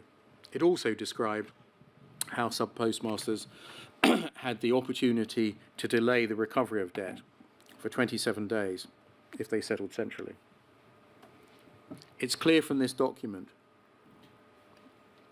that notwithstanding the ability to dispute a transaction correction, the Post Office viewed any discrepancy or shortfall in the form of a loss showing on Horizon as a debt, and that the dispute process merely delayed the recovery of that debt. After this review, in 2007, the process of transaction corrections was changed. As of 2011, the process was captured in a slideshow at poll 3039038, needn't be displayed. The process remains similar to what it was before, but the need to refer the dispute to another team was removed. As I've explained, the first part of the process was comparing Horizon data with that of the Post Office clients.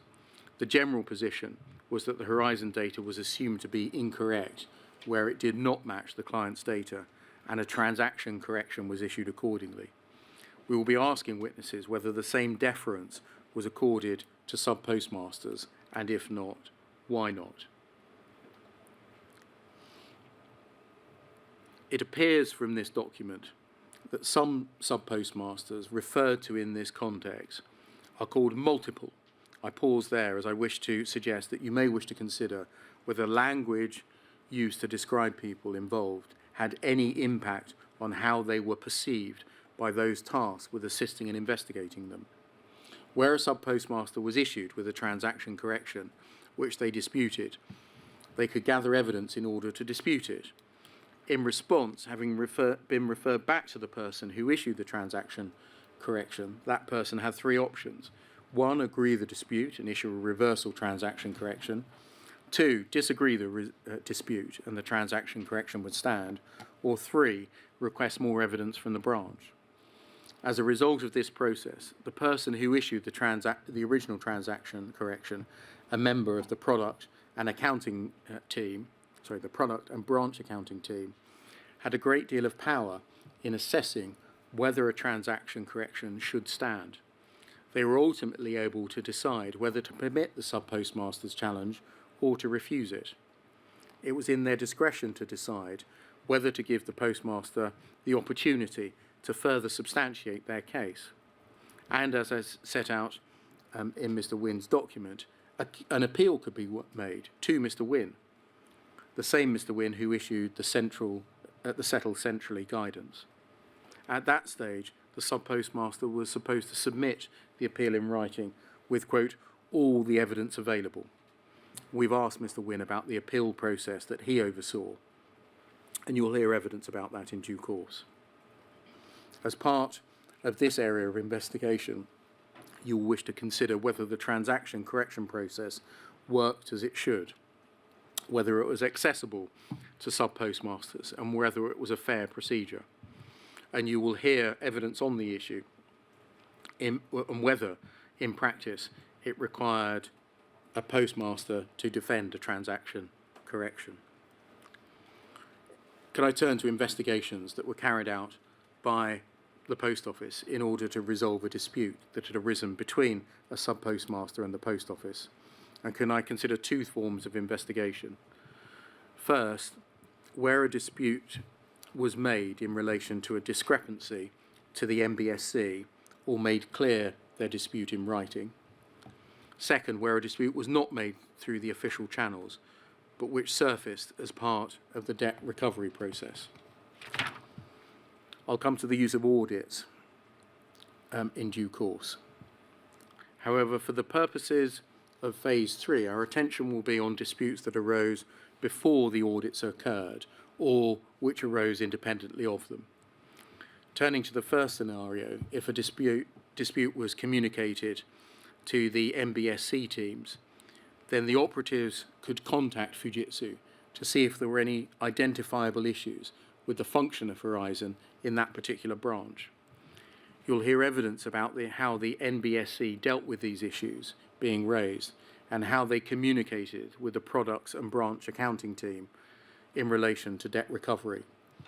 You will also consider evidence about how the Post Office ultimately decided to resolve the complaints and whether the process was transparent and fair.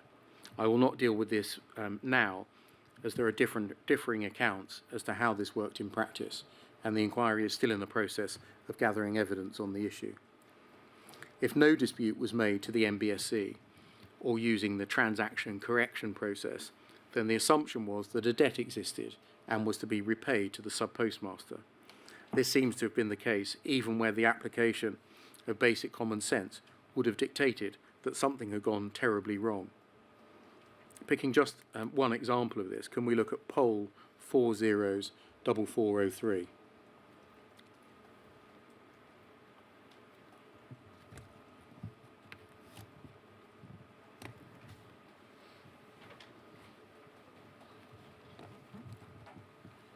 In this case, the branch which had been issued with a number of transaction corrections relating to the National Lottery, that's the Camelot issue to which I have already referred, raised a point.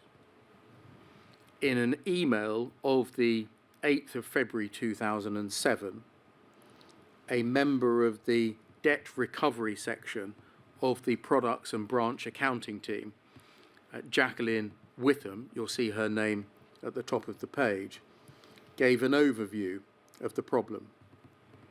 She summarised in the second paragraph that while a transaction correction for the lottery had been issued for a credit of £22,778.40, that credit had been, quote, eaten up or eaten into by a lottery transaction correction, which was a debit for £34,028. You will note that these transaction corrections, some of which we know were issued up to 2 years after the transactions to which they relate, are for extremely significant sums of money. And there would be large sums of money given that this branch in question was not a particularly large one and was run by a family, like many post offices. If we look further down the page, under the, that's it, thank you, we can see that the email before was sent by a Neil Barnard, who visited the branch to investigate the discrepancies that existed. And in this email, Mr. Barnard is requesting advice. We can see that from that last paragraph on the screen there. Although I have no previous knowledge of the branch, it would appear that the branch has been naive in accepting all of the above without question and without any supporting evidence. As things stand, they will end up paying half of their remuneration back to cover these repayments, which would certainly affect the viability of the branch. The obvious question is why this absurd position had not been picked up before. Looking further back in the email chain, which I won't do now, we can see that Mr. Barnard was asked to investigate because the branch was already repaying an existing debt when a new debt was added to what was owed. In the chain, we can see that a Mr. Brian Trotter, who held the position of contract service manager, had sent an email requesting that Mr. Barnard look into the position. We've sent a Rule 9 request to Mr. Trotter, so in due course you'll hear his evidence as to what the general practice was in cases like this. In this particular case, the email sets out what he thought.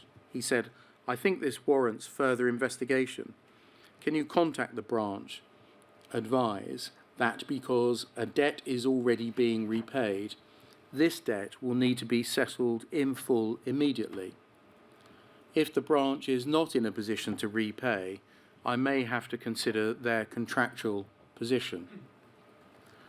And we can infer that what Mr. Trotter refers to as the contractual position means the potential to terminate the sub-postmaster's appointment.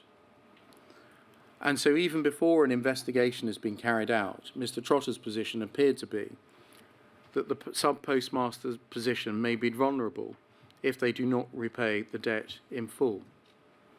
And so stepping back as part of your inquiries, you will wish to consider whether putting the onus on sub-postmasters to dispute discrepancies or transaction corrections was fair or appropriate. And as part of that, you will wish to take into account the balance of power as between the post office and sub-postmasters, together with each of those parties' access to relevant information as to the veracity and accuracy of the losses that were shown. I turn briefly to mention audit, which you will consider as part of phase 4 of the inquiry. You have, of course, also heard evidence during the human impact hearings as to how sub-postmasters felt they were treated by the auditors and how experienced the people carrying out the audits were. You'll hear further evidence about audits. how they were carried out, and you, in particular, and when they were carried out, and you will wish to consider whether the process was fair and whether it was adequate. You will also consider the mechanisms by which the Post Office kept track of what the audits revealed and whether they took action in response. For example, in October 2004, a confidential report was written on branch auditing for the 6th period of the 2004-5 financial year. Can we look at that, please? It's poll 3047544.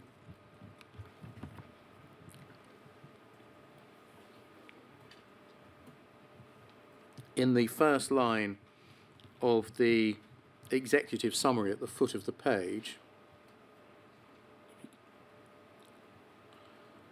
it was identified that a loss from cash accounts from the first 6 months of the year amounted to £2.8 million from approximately 1,000 audits.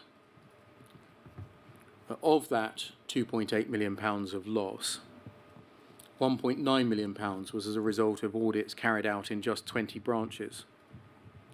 In the context of puzzling over how this could be, the report observed, although in some of these cases, there were indicators of errors being made, which would be rectified by an error notice, there is also a significant risk that the losses identified in most of these cases will not be covered. It is also a concern that in spite of the size of amounts of discrepancies, a precautionary suspension was not made in 35% of these cases.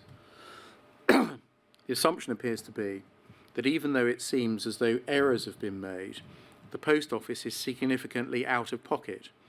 It also seems to be a concern that suspensions were not made as a rule, simply on the basis of the size of the discrepancy identified in the branch.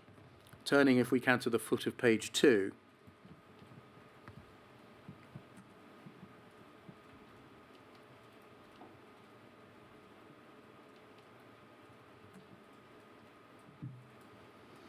a table begins, and we're going to look at this and over the next page. The following table details the 20 audits undertaken in 2004-5 that have revealed losses in excess of £25,000. Thank you. And if we look at that, and if we just scroll down, we see a list of all of the branches where losses were found in excess of £25,000.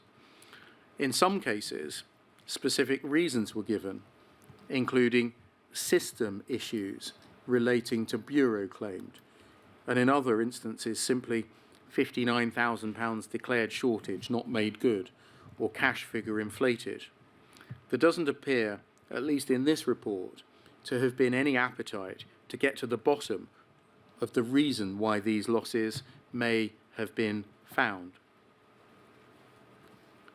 You will hear further evidence on the approaches taken by the Post Office, both on a general level and in respect of individual audits. You will wish to consider whether they were conducted effectively and fairly, and in the knowledge of the fact that Horizon was not infallible. That's all I wish to say at the moment about phase 3 of the inquiry. Can I turn to the inquiry's remaining phases? I've spent a great deal of time addressing phases 2 and 3 of the inquiry because those are the phases that will be heard over the coming months.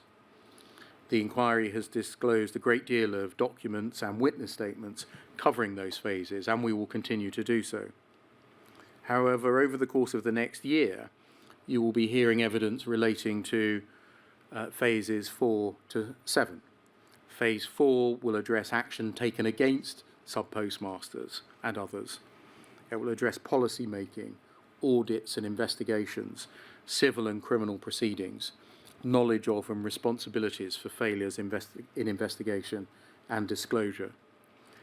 Phase 5 will address the issues of redress, access to justice, the second site review and report, the complaint review and mediation scheme, the conduct of the group litigation, and responding to the scandal and compensation schemes. Phase 6 will address governance, the monitoring of Horizon, contractual arrangements, internal and external audit, technical competence, stakeholder engagement, oversight and whistleblowing. And Phase 7 will address current practice and procedure and the recommendations for the future. You will hear from a wide range of witnesses, from the Post Office, from Fujitsu, from sub-postmasters, from the NFSP, from government, from Second Sight, from investigators, from lawyers, and other senior and legal and political figures. You will also hear from Duncan Atkinson, King's Counsel, an expert who has been instructed by the inquiry to assess the Post Office's investigations and its prosecution's policies and practices, and to analyse certain cases that you have selected. In opening these phases today, I will identify broadly chronologically some of the key milestones in respect of advice and investigation that cut across phases 4 to 6.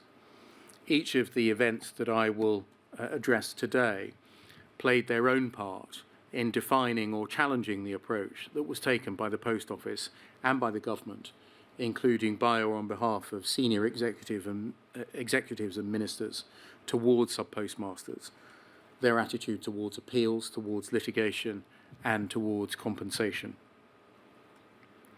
However, first I'll briefly remind you, sir, of the various strands of litigation and criminal appeals that are the backdrop to these issues. I should say that if it's not obvious to you from what I've said already, that this part of my opening is less detailed and more light touch, as the inquiry is still very much in the evidence gathering stage.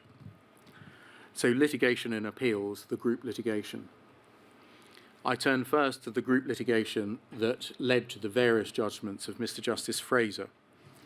Those findings are what the inquiry uses as the starting point for its own investigations and the bedrock upon which we direct our inquiries. The catalyst that led to the commencement of the group litigation was the formation of the Justice for Sub-Postmaster Alliance, referred to as the JFSA, who had their first meeting in November 2009. That first meeting, as we heard during the human impact phase, involved some 30 sub-postmasters. It grew significantly under the leadership of Alan Bates, who campaigned and who continues to campaign for fair compensation for sub-postmasters. The JFSA was instrumental in the mediation scheme that was set up in 2012 that I'll mention in a moment. It was the JFSA who managed to secure the services of a law firm and to obtain funding to bring claims in 2015. Claims were eventually made by 555 individuals, the vast majority of whom were sub-postmasters, but some of which were Crown employees. These individuals sought to have the claims brought together and managed under a group litigation order, a GLO.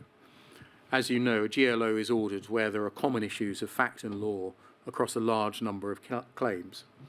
In these instances, the civil procedure rules in this country acknowledge that it makes sense for those claims to be managed together and for special arrangements to be made to manage the litigation proportionately, such as the selection of test claims as opposed to hearing evidence relating to each claim individually and separately. On the 22nd of March 2017, Senior Master Fontaine made a GLO, and the claims proceeded to be managed together, with Mr. Justice Fraser as the managing judge. Over the course of the group litigation, Mr. Justice Fraser produced 6 judgments in total.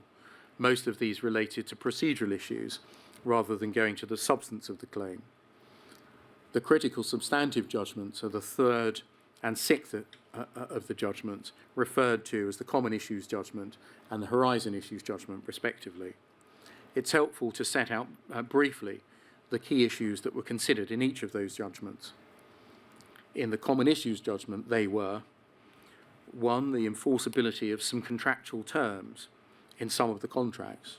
2, whether the contract between sub-postmasters and the Post Office formed a, quote, relational contract which implied a duty of good faith on both parties.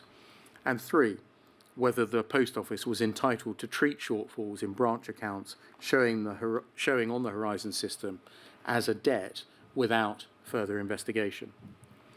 It's fair to say that Mr. Justice Fraser resolved all of these issues in favour of the sub-postmaster's position, and this was a substantial blow to the Post Office's defence. You'll be aware that following this, during the Horizon issues trial, an unsuccessful application was made to Mr. Justice Fraser to recuse himself. Among Mr. Justice Fraser's findings at this stage was that the Post Office, in demanding repayment of a shortfall shown by Horizon, had misstated the factual and legal liability of a postmaster to make good any losses. He described the Post Office's behaviour as oppressive. Turning then to the Horizon issues judgment, the key issues considered as part of this judgment were, firstly, the presence of bugs, errors and defects, which were in fact present in the Horizon system and over what time. Secondly, whether legacy Horizon or the first iteration of Horizon Online was robust. Third, whether Fujitsu were able remotely to access a branch's data and inject or alter the data remotely. Fourth, whether adequate records were kept to substantiate the losses claimed. Fifth, whether adequate investigations took place to identify and remedy errors, bugs and defects. Mr. Justice Fraser's judgment in this regard was again highly critical of the Post Office's conduct. He found that there were numerous bugs, errors and defects in Horizon which were capable of causing, and in fact did cause, shortfalls in Post Office branches. He found that the evidence he had heard established 25 different bugs with the potential to impact upon branch accounts, with evidence of actual lasting impact having occurred as a result of 22 of them. Horizon itself did not alert sub-postmasters to the existence of any such bugs, errors or defects he found. His conclusions included the following. First, it was possible for bugs, errors and defects of the nature alleged by the claimants to have the potential both A, to cause apparent or alleged discrepancies or shortfalls relating to sub-postmasters' branch accounts or transactions, and also B, to undermine the reliability of Horizon accurately to process and to record transactions as alleged by the claimants. 2, all the evidence in the Horizon issues trial showed not only was there the potential for this to occur, but that it actually had happened, and on numerous occasions.